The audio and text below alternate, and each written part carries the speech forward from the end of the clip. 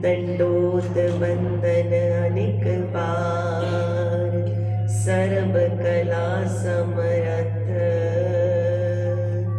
Dolan तेरा को प्रभु, नानक दे कर हाथ। सुर नर मुन जन अमृत खोज दे, सो अमृत गुर ते पाया, पाया अमृत गुर कृपा कीनी, सच्चा मन वसाया। वाहिगुरु जी का खालसा, वाहिगुरु जी की फतेह। वाहिगुरु मालक की कृपा सदका अमृत संचार के उपलक्ष भी समर्पित जो दीवान सज रहे ने, धन धन गुरु गोबिंद सिंह महाराज के प्रकाश पुरब नूं समर्पित अपने पिता नूं समर्पित जो दीवान सजते ने, ਉਹਦੇ ਲਾਹੇ ਪੂਰੇ ਤਾਂ ਹੀ ਨੇ ਜੇ ਅਸੀਂ ਪਿਤਾ ਵਰਗੇ ਬਣਨ ਦੇ ਯਤਨ ਕਰੀਏ, ਪਿਤਾ ਦੇ ਨਕਸ਼ੇ ਕਦਮਾਂ ਤੇ ਚੱਲੀਏ, ਤਾਂ ਹੀ ਅਸੀਂ ਉਸ ਅਵਸਥਾ 'ਚ ਪਹੁੰਚਾਂਗੇ ਜਿੱਥੇ ਅਸੀਂ ਗੁਰਬਾਣੀ ਦੀ ਪੰਕਤੀ ਦੇ ਦਰਸ਼ਨ ਕਰਾਂਗੇ। ਪਿਤਾ ਹਮਾਰੇ ਪ੍ਰਗਟੇ ਮਾਂਝ, ਕਿ ਪਿਤਾ ਸਾਡੇ ਅੰਦਰ ਪ੍ਰਗਟ ਹੋਣ, ਕਿ ਦੇਖ ਕੇ ਸਾਨੂੰ ਕਹੇ ਕਿ ਇਹ ਸਿੱਖ ਨੇ ਗੁਰੂ ਦੇ, ਜਾਂ ਗੁਰੂ ਗੋਬਿੰਦ ਸਿੰਘ ਮਹਾਰਾਜ ਦੇ, ਗੁਰੂ ਨਾਨਕ ਦੇਵ ਮਹਾਰਾਜ ਦੇ, ਗੁਰੂ ਗ੍ਰੰਥ ਸਾਹਿਬ ਮਹਾਰਾਜ ਦੇ ਪੁੱਤ ਹੈਗੇ ਨੇ। ਸਾਡਾ ਵਿਹਾਰ ਇਸ ਤਰ੍ਹਾਂ ਦਾ ਹੋਣਾ ਚਾਹੀਦਾ, ਸੋਚ, ਸਾਡੇ ਕਰਮ, ਸਾਡੇ ਬੋਲ, ਸਾਡੇ ਜਿੰਨੇ ਵੀ ਇਹ ਵਿਹਾਰ ਦੇ ਵਿੱਚ ਆਉਂਦੇ ਨੇ, ਚਾਹੇ ਸੋਚਣਾ, ਚਾਹੇ ਬੋਲਣਾ, ਚਾਹੇ ਕੋਈ ਕਰਮ ਕਰਨਾ, ਉਹ ਐਵੇਂ ਦਾ ਹੋਵੇ ਕਿ ਪ੍ਰਚਾਰ ਹੋਏ। ਸਿੱਖ, ਹਰ ਇੱਕ ਸਿੱਖ, ਕੱਲੇ ਕੱਲੇ ਸਿੱਖ ਦਾ ਜੀਵਨ ਪ੍ਰਚਾਰ ਹੋਣਾ ਚਾਹੀਦਾ। ਉਹ ਸਿੱਖੀ ਦਾ ਪ੍ਰਚਾਰ ਹੋਏਗਾ ਤੇ ਹੀ ਇਸ ਅਵਸਥਾ ਵਿੱਚ ਪਹੁੰਚਾਂਗੇ ਕਿ ਰਾਜ ਕਰੇਗਾ ਖਾਲਸਾ, ਆਕੀ ਰਹੇ ਨਾ ਕੋਈ। ਇਹਦਾ ਮਤਲਬ ਇਹ ਨਹੀਂ ਹੈਗਾ, ਮੈਂ ਪਹਿਲੇ ਵੀ ਆਪ ਜੀ ਨੂੰ ਬੇਨਤੀ ਕੀਤੀ ਕਿ ਕੋਈ ਹੋਰ ਧਰਮ ਨਹੀਂ ਰਿਹਾ। ਮਹਾਰਾਜ ਦਾ ਮਤ ਕਹਿਣ ਦਾ ਭਾਵ ਹੈ ਕਿ ਬਈ ਸਾਰੇ ਸ਼ੁੱਧ ਸਰੂਪ ਜਿਹੜੇ ਪਰਮਾਤਮਾ ਦੇ ਚਰਨਾਂ ਨਾਲ ਜੁੜੇ ਹੋਏ ਉਹ ਰਹਿਣ, ਵੀ ਕੋਈ ਅਧਰਮੀ ਜਾਂ ਕੋਈ ਜ਼ੁਲਮੀ, ਕਿਸੇ ਦਾ ਜ਼ਬਰ ਜ਼ੋਰ ਨਾਲ ਹੱਕ ਪਾਉਣ ਵਾਲੇ ਉਹ ਨਹੀਂ ਰਹਿਣਗੇ। ਰਾਜ ਕਰੇਗਾ ਖਾਲਸਾ। ਸਾਡਾ ਜੀਵਨ ਐਸਾ ਹੋਣਾ ਚਾਹੀਦਾ ਹੈ ਕਿ ਸਾਨੂੰ ਵੇਖ ਕੇ ਨਮਰਤਾ, ਹਲੀਮੀ ਅੰਦਰ ਵਾਹਿਗੁਰੂ ਜੀ ਵਾਸਤੇ ਪਿਆਰ ਦੂਜਿਆਂ ਦੇ ਮਨਾਂ ਵਿੱਚ ਵੀ ਜਾਗ ਜਾਏ। ਐਸੀ ਰੰਗ ਰਤੜੀਆਂ ਰੂਹਾਂ ਅਸੀਂ ਹੋਣੀਆਂ ਚਾਹੀਦੀਆਂ ਕਿ ਦੂਜੇ ਸਾਨੂੰ ਵੇਖਣ ਤੇ ਉਹਨਾਂ ਦੇ ਮਨ 'ਚ ਚਾਅ ਉੱਠ ਜਾਏ। ਅਸੀਂ ਸੰਗਤ ਕਰਦੇ ਹਾਂ, ਸੰਗਤ ਤੋਂ ਬਾਹਰ ਨਿਕਲ ਕੇ ਆਪਣੇ ਘਰਾਂ ਨੂੰ ਜਾਈਏ ਤੇ ਸਾਡੇ ਨਾਲ ਜਿਹੜੇ ਵੀ ਵਿਵਹਾਰ ਕਰਨ ਨਾ, ਉਹਨਾਂ ਦੇ ਮਨ 'ਚ ਇੱਛਾ ਪੈਦਾ ਹੋ ਜਾਏ ਕਿ ਅਸੀਂ ਵੀ ਸੰਗਤ ਕਰਨ ਜਾਣਾ ਹੈ। ਭਾਈ ਇਹ ਸੰਗਤ ਵਿੱਚੋਂ ਕੀ ਲੱਭ ਕੇ ਲਿਆਉਂਦੇ ਨੇ, ਜੋ ਐਨੇ ਸੋਹਣੇ ਸੁਚੱਜੇ ਇਹਨਾਂ ਦੇ ਜੀਵਨ ਨੇ, ਇੰਨੀਆਂ ਪਿਆਰੀਆਂ ਇਹਨਾਂ ਕੋਲ ਰਹਿਤਾਂ ਹੈਗੀਆਂ ਨੇ, ਐਨੇ ਚੜ੍ਹਦੀ ਕਲਾ ਵਾਲੇ ਜੀਵਨ ਨੇ, ਹਰ ਸਮੇਂ ਹੱਸੂ ਹੱਸੂ ਮਿੱਠਾ ਮਿੱਠਾ ਬੋਲਦੇ ਨੇ। ਦੂਜੇ ਦਾ ਖਾਲੀ ਪੇਟ ਦੀ ਭੁੱਖ ਲੰਗਰ ਨਾਲ ਹੀ ਨਹੀਂ ਮਿਟਾਉਂਦੇ, ਆਪਣੇ ਬੋਲਾਂ ਦੇ ਨਾਲ ਬੋਲ ਕੇ ਦੂਜੇ ਦਾ ਮਨ ਦਾ ਬੋਝ ਵੀ ਹਲਕਾ ਕਰ ਦਿੰਦੇ ਨੇ। ਹਰ ਤਰ੍ਹਾਂ ਸਹਾਇਕ ਹੁੰਦੇ ਨੇ। ਇਹ ਕੌਣ ਨੇ ਭਾਈ? ਇਹ ਨੇ ਖਾਲਸਾ ਅਕਾਲ ਪੁਰਖ ਕੀ ਫੌਜ। ਜਿਹੜੀ ਅਕਾਲ ਪੁਰਖ ਦੀ ਫੌਜ, ਉਹਦੇ ਤੇ ਕੰਮ ਹੀ ਆਈ ਨੇ, ਦੂਸਰੇ ਦੇ ਦੁੱਖ ਨੂੰ ਦੂਰ ਕਰਨਾ, ਉਹਨੂੰ ਰਕਸ਼ਾ ਪ੍ਰਦਾਨ ਕਰਨੀ, ਉਹਦੇ ਜਦੋਂ ਵੀ ਔਕੜ ਆ ਬਣੇ ਉਹਦਾ ਸਹਾਈ ਹੋਣਾ। ਫਿਰ ਅਸੀਂ ਸਹੀ ਮਾਇਨਿਆਂ 'ਚ ਖਾਲਸਾ ਅਕਾਲ ਪੁਰਖ ਕੀ ਫੌਜ ਹੋ ਕੇ ਸੱਜਾਂਗੇ। ਇੱਕ ਪੁਰਾਣੀ ਕਹਾਵਤ ਹੈ ਕਿ ਸ਼ਾਹ ਬਿਨਾ ਪਤ ਨਹੀਂ ਤੇ ਗੁਰੂ ਬਿਨਾ ਗਤ ਨਹੀਂ। ਵੀ ਕਹਿੰਦੇ ਜਿਹਦਾ ਕੋਈ ਸ਼ਾਹ ਖਸਮ ਮਾਲਕ ਨਹੀਂ ਹੁੰਦਾ ਨਾ, ਉਹਦੀ ਪਤ ਨਹੀਂ ਰਹਿੰਦੀ। ਕੋਈ ਵੀ ਤੁਸੀਂ ਜਾਣੋ, ਜਿਹੜਾ ਬੱਚਾ ਕਿਸੇ ਵੀ ਕਾਰਨ ਵੰਸ਼ ਇਕੱਲਾ ਰਹਿ ਗਿਆ ਦੁਨੀਆ ਸੰਸਾਰ ਅੰਦਰ, ਤੇ ਉਹਦੀ ਇੱਜ਼ਤ ਨੂੰ, ਉਹਦੇ ਮਾਨ ਸਨਮਾਨ ਨੂੰ ਹਰ ਵੇਲਾ ਖਤਰਾ, ਕਿਉਂਕਿ ਸਾਰੇ ਰੋਂਦਣ ਨੂੰ ਤਿਆਰ ਨੇ। ਪਤਾ ਇਹਦੇ ਕੋਲ ਇਹਦਾ ਮਾਂ ਪਿਓ ਕੋਈ ਨਹੀਂ, ਇਹਦਾ ਸਾਈਂ ਖਸਮ ਕੋਈ ਨਹੀਂ। ਜਿਹਨੇ ਕਿਸੇ ਨਾਲ ਕਦੀ ਨਹੀਂ ਵੀ ਧੋਖਾ ਕੀਤਾ ਨਾ, ਉਹ ਵੀ ਸੋਚੇਗਾ ਇਹਨੇ ਕਿਹੜਾ ਮੇਰਾ ਕੁਝ ਵਿਗਾੜ ਲੈਣਾ, ਇਹਦੇ ਨਾਲ ਕਿਹੜਾ ਕੋਈ ਹੈਗਾ ਹੈ। ਤੇ ਜਦ ਸਾਡੇ ਕੋਲੋਂ ਪਾਤਸ਼ਾਹ ਹੈਗੇ ਨੇ, ਸੱਜਣ ਸੱਚਾ ਪਾਤਸ਼ਾਹੋ ਸਿਰ ਸਾਹਾਂ ਦੇ ਸਾਹੋ, ਜਿਸ ਪਾਸ ਬੈਠਿਆ ਸੋਈ ਹੈ ਸਭਨਾ ਦਾ ਵਸ। ਐਸੇ ਪਾਤਸ਼ਾਹ ਦੇ ਹੁੰਦੇ ਹੋਏ ਤੇ ਅਸੀਂ ਫਿਰ ਉਵੇਂ ਰਹਿ ਜਾਈਏ ਵੀ ਸ਼ਾਹ ਬਿਨਾ ਪਤ ਨਹੀਂ, ਅਸੀਂ ਨਿਪੱਤੇ ਰਹਿ ਜਾਈਏ। ਜਦ ਅਸੀਂ ਰੋਜ਼ ਕਹਿੰਦੇ ਅਰਦਾਸ ਵਿੱਚ ਨਿਪੱਤਿਆਂ ਦੀ ਪਤ, ਨਿਗੱਤਿਆਂ ਦੀ ਗਤ, ਫਿਰ ਅਸੀਂ ਨਿਗੱਤੇ ਕਿਉਂ ਰਹਿ ਜਾਈਏ? ਸਾਡੇ ਕੋਲ ਗੁਰੂ ਸਾਹਿਬ ਪੂਰਨ ਹੋਣ, ਜਦ ਸਾਡੇ ਕੋਲ ਸਤਿਗੁਰੂ ਨਾਨਕ ਪੂਰੇ ਸਤਿਗੁਰ ਦੇ ਹੁੰਦੇ ਹੋਏ, ਪੂਰੇ ਗੁਰ ਕਾ ਸੁਨ ਉਪਦੇਸ਼, ਪੂਰੇ ਗੁਰੂ ਦੇ ਹੁੰਦੇ ਹੋਏ ਕਲਯੁਗ ਦਾ ਪਰਪਾਸ ਪੈ ਰਿਹਾ। ਜਿਹੜੇ ਆਪ ਅਕਾਲ ਪੁਰਖ ਦਾ ਰੂਪ ਨੇ। ਸਾਰੀਆਂ ਹੀ ਸ਼ਕਤੀਆਂ ਜਿੰਨੀਆਂ ਬ੍ਰਹਮੰਡ ਵਿੱਚ ਨੇ ਉਹਨਾਂ ਦੇ ਤਾਬਿਆਂ ਤੇ ਹੱਥ ਜੋੜ ਕੇ ਖੜੀਆਂ ਨੇ। ਲక్ష్ਮੀ ਉਹਨਾਂ ਦੇ ਦਰਬਾਰ ਖੜੀ ਹੈ, ਸੇਵਾ ਵਿੱਚ ਖੜੀ ਹੈ ਕਿ ਹੁਕਮ ਕਰੋ। ਸਭ ਸ਼ਕਤੀਆਂ ਖੜੀਆਂ ਨੇ, ਮਹਾਰਾਜ ਹੁਕਮ ਕਰੋ ਕੀ ਕਰੀਏ। ਐਸੇ ਸੱਚੇ ਸਤਿਗੁਰ ਦੇ ਹੁੰਦੇ ਹੋਏ ਅਸੀਂ ਨਿਗੱਤੇ ਰਹਿ ਜਾਈਏ, ਸਾਡੀ ਗੱਤ ਨਾ ਹੋਏ। ਗੱਤ ਤੋਂ ਭਾਵ ਦੇਖੋ ਦੋ ਚੀਜ਼ਾਂ ਨਾਲ ਹੁੰਦਾ ਹੈ। ਇੱਕ ਤੇ ਗੱਤ ਦਾ ਭਾਵ ਕਿ ਸਾਡੀ ਗਤੀ ਨਹੀਂ ਹੋਈ, ਪਾਰ ਉਤਾਰਾ ਨਹੀਂ ਹੋਇਆ। ਕਹਿੰਦੇ ਗਤੀ ਕਰਾਉਣ ਜਾ ਰਿਹਾ ਕਿਤੇ, ਜਿਹਦਾ ਗੁਰੂ ਹੈ ਉਹਦੀ ਗਤੀ ਹੋਣਾ ਪੱਕੀ ਗੱਲ ਹੈ। ਉਹਦਾ ਪਾਰ ਉਤਾਰਾ ਭਵਜਲ ਤੋਂ ਪਾਰ ਹੋਏਗਾ ਹੋਏਗਾ, ਕਿਉਂਕਿ ਸੱਚੇ ਗੁਰੂ ਦੀ ਜ਼ਿੰਮੇਵਾਰੀ ਹੈ। ਲੇਕਿਨ ਇੱਕ ਗਤੀ ਦਾ ਅਰਥ ਕੀ ਹੁੰਦਾ ਹੈ? ਚਾਲ ਪ੍ਰਦਾਨ ਕਰਨਾ, ਰਵਾਨਗੀ ਪ੍ਰਦਾਨ ਕਰਨਾ। ਇੱਕ ਕਹਿੰਦੇ ਆ ਕਈ ਲੋਕ ਨਾ ਮਤਲਬ ਸੰਗਤ ਵਿੱਚ ਆਉਣਗੇ ਤੇ ਕਹਿਣਗੇ ਅਸੀਂ ਅੰਮ੍ਰਿਤ ਦੀ ਦਾਤ ਤਾਂ ਨਹੀਂ ਲੈਂਦੇ ਬਈ ਸਾਡਾ ਨਾ ਡਾਇਰੈਕਟ ਕਨੈਕਸ਼ਨ ਹੈ, ਅਸੀਂ ਬਾਣੀ ਪੜ੍ਹਦੇ ਹਾਂ, ਸਾਡਾ ਪਰਮਾਤਮਾ ਨਾਲ ਡਾਇਰੈਕਟ ਕਨੈਕਸ਼ਨ ਹੈ। ਸਹਿਜ ਸੁਭਾਅ ਡਾਇਰੈਕਟ ਕਨੈਕਸ਼ਨ ਸਾਰੀ ਲੋਕਾਈ ਦਾ ਹੀ ਹੈ। ਜਿੰਨੇ ਜੀ ਨੇ ਚਾਹੇ ਜਾਨਵਰ ਵੀ ਹੋਣ ਨਾ ਜੀ, ਉਹਨਾਂ ਦਾ ਵੀ ਡਾਇਰੈਕਟ ਕਨੈਕਸ਼ਨ ਹੁੰਦਾ ਹੈ। ਕਿਉਂ ਹੁੰਦਾ ਹੈ? ਕਿਉਂਕਿ ਮਹਾਰਾਜ ਨੇ ਆਪਣੀ ਜੋਤ ਆਪਣੇ ਪ੍ਰਾਣ ਟਿਕਾਏ ਨੇ, ਤੇਜ ਚਲਾਏ ਮਾਰਨੇ। ਜਾਨਵਰਾਂ ਵਿੱਚ ਵੀ ਪੰਛੀਆਂ ਵਿੱਚ ਵੀ ਜਿੰਨੀ ਵਨਸਪਤੀ ਹੈ ਸਭ ਵਿੱਚ ਮਹਾਰਾਜ ਦਾ ਅੰਸ਼ ਹੈ, ਸਭ ਨਾਲ ਡਾਇਰੈਕਟ ਰਿਲੇਸ਼ਨ ਹੈ ਮਹਾਰਾਜ ਦਾ। ਹੁਣ ਕਰੰਟ ਦੀ ਤਾਰ ਜੁੜੀ ਹੋਈ ਹੈ ਪਰ ਕਰੰਟ ਥੋੜੀ ਨਾ ਆ ਰਿਹਾ। ਕਰੰਟ ਤੇ ਤਾਂ ਆਏਗਾ ਜੇ ਗੁਰੂ ਸਾਹਿਬ ਨੂੰ ਮਿਲਾਂਗੇ ਤੇ। ਹੁਣ ਐਵੇਂ ਤੇ ਜਾਨਵਰਾਂ ਦਾ ਵੀ ਡਾਇਰੈਕਟ ਕਨੈਕਸ਼ਨ ਹੈ। ਆਤਮਾ ਔਰ ਪਰਮਾਤਮਾ ਦਾ ਰਿਲੇਸ਼ਨ ਤੇ ਪੱਕਾ ਸਦੀਵੀ ਹੈ, ਉਹਨੂੰ ਟਾਲਿਆ ਨਹੀਂ ਜਾ ਸਕਦਾ, ਉਹਨੂੰ ਉਹਦੇ ਤੋਂ ਇਨਕਾਰ ਹੀ ਨਹੀਂ ਹੋਇਆ ਜਾ ਸਕਦਾ। ਪਰ ਜਦ ਤੱਕ ਅਸੀਂ ਗੁਰੂ ਵਾਲੇ ਨਹੀਂ ਬਣਦੇ ਨਾ ਤੇ ਕਰੰਟ ਨਹੀਂ ਹੁੰਦਾ, ਟੂ ਵੇ ਕਨੈਕਸ਼ਨ ਨਹੀਂ ਹੁੰਦਾ। ਇਹ ਸਾਡਾ ਭਰਮ ਹੈ। ਅਸੀਂ ਭਰਮ ਵਿੱਚ ਪੂਰੀ ਜ਼ਿੰਦਗੀ ਨਿਕਾਲ ਦਿੰਦੇ ਹਾਂ। ਕਿਉਂ? ਅਸੀਂ ਆਲਸੀ ਹੁੰਦੇ ਹਾਂ। ਆਪਣੇ ਮਨ ਨੂੰ ਨਾ ਢਾਸ ਬੰਧਾਉਣ ਲਈ ਅਸੀਂ ਕਹਿ ਦਿੰਦੇ ਹਾਂ ਸਾਡਾ ਡਾਇਰੈਕਟ ਕਨੈਕਸ਼ਨ ਹੈ। ਜੇ ਡਾਇਰੈਕਟ ਕਨੈਕਸ਼ਨ ਹੁੰਦਾ ਤੇ ਤੁਹਾਨੂੰ ਇਹ ਦੁੱਖ ਕਿਉਂ ਲੱਗੇ ਹੁੰਦੇ? ਤੁਹਾਨੂੰ ਇੰਨੀ ਭਰਮ ਇੰਨੀ ਦੁਵਿਧਾਵਾਂ ਕਿਉਂ ਹੁੰਦੀਆਂ? ਦੇਖੋ ਡਾਇਰੈਕਟ ਕਨੈਕਸ਼ਨ ਤੇ ਚਲੋ ਛੱਡੋ, ਤੁਹਾਡਾ ਤੇ ਅੰਦਰ ਹੋਮੇ ਹੋ ਗਈ ਨਾ। ਇਹ ਹੋਮੇ ਦਾ ਹੀ ਵਿਸਤਾਰ ਹੈ ਕਿ ਤੁਸੀਂ ਕਹਿ ਰਹੇ ਹੋ ਕਿ ਸਾਨੂੰ ਗੁਰੂ ਦੀ ਲੋੜ ਹੀ ਨਹੀਂ। ਅੱਜ ਇੱਕ ਸਵਿਮਿੰਗ ਵੀ ਸਿੱਖਣੀ ਹੋਏ ਤਾਂ ਤੁਹਾਨੂੰ ਗੁਰੂ ਦੀ ਲੋੜ ਹੁੰਦੀ ਹੈ, ਟ੍ਰੇਨਰ ਚਾਹੀਦਾ ਹੈ। ਸਵਿਮਿੰਗ ਸਿੱਖਣੀ ਹੈ, ਡਾਂਸ ਸਿੱਖਣਾ ਹੈ, ਕੁਝ ਵੀ ਸਿੱਖਣਾ ਹੈ, ਤੁਹਾਨੂੰ ਟ੍ਰੇਨਰ ਚਾਹੀਦਾ, ਤੁਹਾਨੂੰ ਗੁਰੂ ਚਾਹੀਦਾ ਹੈ। ਜਿਹੜੀ ਸਭ ਤੋਂ ਮਹਿੰਗੀ ਵਿੱਦਿਆ ਹੈ ਬ੍ਰਹਮ ਵਿੱਦਿਆ, ਗੁਰਬਾਣੀ ਦੀ ਪਾਰਸ ਕਲਾ, ਤੁਸੀਂ ਕਹਿੰਦੇ ਸਾਨੂੰ ਗੁਰੂ ਦੀ ਲੋੜ ਹੀ ਨਹੀਂ, ਸਾਡਾ ਡਾਇਰੈਕਟ ਰਿਲੇਸ਼ਨ। ਐਵੇਂ ਨਹੀਂ ਹੁੰਦਾ ਡਾਇਰੈਕਟ ਰਿਲੇਸ਼ਨ। ਆਪਣੇ ਆਪ ਨੂੰ ਝੂਠ ਬੋਲਣ ਵਾਲੀ ਗੱਲ ਹੈ। ਹੁਣ ਤੁਸੀਂ ਝੂਠ ਭਾਵੇਂ ਕਿੰਨੇ ਜਨਮਾਂ ਤੱਕ ਬੋਲਦੇ ਰਹੋ। ਇਸ ਸੱਚਾਈ ਨੂੰ ਸਵੀਕਾਰ ਕਰਨਾ ਪਏਗਾ ਕਿ ਸ਼ਾਹ ਬਿਨਾ ਪਤ ਨਹੀਂ ਤੇ ਗੁਰੂ ਬਿਨਾ ਗਤ ਨਹੀਂ। ਗੁਰੂ ਅਮਰਦਾਸ ਮਹਾਰਾਜ ਦੇ ਜਦੋਂ ਜੀਵਨ ਦੇ ਦਰਸ਼ਨ ਕਰਦੇ ਹਾਂ ਤੇ ਮਹਾਰਾਜ ਜਦੋਂ ਨਿਗੂਰੇ ਸੀ, ਹਲੇ ਗੁਰੂ ਵਾਲੇ ਨਹੀਂ ਹੋਏ। ਗੁਰੂ ਰਾਮਦਾਸ ਪਾਤਸ਼ਾਹ ਦੀ ਸ਼ਰਨ ਵਿੱਚ ਨਹੀਂ ਆਏ ਤੇ ਆਪਣਾ ਹਰਿਦੁਆਰ ਇਸ਼ਨਾਨ ਕਰਨੇ ਔਰ ਮਾਤਾ ਦੇ ਜਾਣਾ ਜਦੋਂ ਆ ਰਹੇ ਨੇ ਆਪਣੀ ਸੰਗਤ ਵਿੱਚ ਜਥਿਆਂ ਨਾਲ, ਤੇ ਇੱਕ ਬ੍ਰਾਹਮਣ ਦੀ ਬੜੀ ਦੋਸਤੀ ਹੋ ਗਈ। ਹੁਣ ਵਿਚਾਰ ਵਿਲਾਸ ਵੀ ਬੜੇ ਹੋ ਰਹੇ ਨੇ, ਕਿਉਂਕਿ ਦੋਨੋਂ ਜਿਹੜੀਆਂ ਰੂਹਾਂ ਨੇ ਉਹ ਪਰਮਾਤਮਾ ਦੇ ਰਸਤੇ ਤੇ ਚੱਲਣ ਦਾ ਯਤਨ ਕਰ ਰਹੀਆਂ। ਤੇ ਜਦੋਂ ਪੰਡਤ ਨੇ ਪੁੱਛ ਲਿੱਤਾ ਉਸ ਬ੍ਰਾਹਮਣ ਨੇ ਵੀ ਤੁਹਾਡਾ ਗੁਰੂ ਕੌਣ ਹੈ, ਅੱਗੋਂ ਕਹਿੰਦੇ ਗੁਰੂ ਅਮਰਦਾਸ ਮਹਾਰਾਜ ਚੁੱਪ ਕਰ ਗਏ ਵੀ ਗੁਰੂ ਤੇ ਅਸੀਂ ਕੋਈ ਨਹੀਂ ਧਾਰਨ ਕੀਤਾ। ਤੇ ਕਹਿੰਦੇ ਉਹ ਬ੍ਰਾਹਮਣ ਨੂੰ ਇੰਨਾ ਦੁੱਖ ਲੱਗਿਆ, ਮੈਂ ਇੰਨੇ ਦਿਨ ਤੱਕ ਤੇਰੇ ਨਾਲ ਖਾਂਦਾ ਪੀਂਦਾ ਪਿਆ ਵਾ, ਤੂੰ ਤੇ ਨਿਗੋਰਾ ਹੈ, ਨਿਗੋਰੇ ਦਾ ਨਾਮ ਬੁਰਾ, ਨਿਗੋਰੇ ਦਾ ਤੇ ਨਾਮ ਲੈਣਾ ਹੀ ਬੁਰਾ ਹੈ। ਉਹ ਚਲਾ ਗਿਆ, ਉਹਨੇ ਆਪਣੀ ਦੋਸਤੀ ਤੋੜਤੀ, ਛਕਣਾ ਬੰਦ ਕਰਤਾ ਪ੍ਰਸ਼ਾਦਾ। ਕਹਿੰਦੇ ਉਸ ਦਿਨ ਧੰਨ ਗੁਰੂ ਅਮਰਦਾਸ ਪਾਤਸ਼ਾਹ ਮਹਾਰਾਜ ਨੂੰ ਅੰਦਰ ਚੋਟ ਵੱਜੀ ਕਿ ਮੈਂ ਗੁਰੂ ਨਹੀਂ ਧਾਰਨ ਕੀਤਾ, ਮੈਂ ਪ੍ਰਮਾਤਮਾ ਨੂੰ ਮਿਲਣਾ ਚਾਹੁੰਦਾ ਪਰ ਕੋਈ ਪੂਰਾ ਗੁਰੂ ਮੈਨੂੰ ਲੱਭਿਆ ਹੀ ਨਹੀਂ, ਮੈਨੂੰ ਡਿੱਠ ਹੀ ਨਹੀਂ ਆਇਆ ਕਿ ਮੈਂ ਕਿਹੜੇ ਗੁਰੂ ਨੂੰ ਧਾਰਨ ਕਰਾਂ। ਹੁਣ ਜਦੋਂ ਅੰਦਰ ਤਾਂਘ ਵੱਧ ਗਈ ਨਾ ਕਿ ਮੈਂ ਪੂਰੇ ਗੁਰੂ ਨੂੰ ਧਾਰਨ ਕਰਨਾ ਹੈ, ਪਤਾ ਤੇ ਪਹਿਲੇ ਵੀ ਹੋਏਗਾ ਪਰ ਉਹ ਮਨ ਜਿਹੜਾ ਕਿਤੇ ਟਿਕਿਆ ਨਹੀਂ ਸੀ ਵੀ ਕਿਸੇ ਨੂੰ ਗੁਰੂ ਧਾਰਨ ਕਰਨ। ਕਹਿੰਦੇ ਜਦੋਂ ਐਵੇਂ ਮਨ ਨੂੰ ਸੱਟ ਵੱਜੀ, ਅੰਦਰ ਵੈਰਾਗ ਹੋ ਆਇਆ ਪੂਰੇ ਗੁਰੂ ਦਾ, ਤੇ ਫਿਰ ਵਾਹਿਗੁਰੂ ਜੀ ਦੀ ਕਲਾ ਵਰਤੀ ਤੇ ਆਪਣੇ ਘਰ ਹੀ ਬਾਣੀ ਸੁਣ ਲਿੱਤੀ। ਜਦੋਂ ਵਿਆਹਣ ਗਏ ਹੋਣਗੇ ਤਾਂ ਵੀ ਤੇ ਗਏ ਹੋਣਗੇ ਨਾ ਆਪਣੇ ਪੁੱਤਰ ਨਾਲ, ਜਦੋਂ ਆਪਣੇ ਭਤੀਜੇ ਨਾਲ, ਪਰ ਤਾਂ ਕੋਈ ਵੈਰਾਗ ਨਹੀਂ ਸੀ। ਜਦੋਂ ਵੈਰਾਗ ਹੋ ਆਇਆ ਤੇ ਆਪਣੇ ਘਰ ਹੀ ਬਾਣੀ ਸੁਣ ਲਿੱਤੀ ਤੇ ਗੁਰੂ ਰਾਮਦਾਸ ਪਾਤਸ਼ਾਹ ਮਹਾਰਾਜ ਦੀ ਸ਼ਰਨ ਵਿੱਚ ਚਲੇ ਗਏ।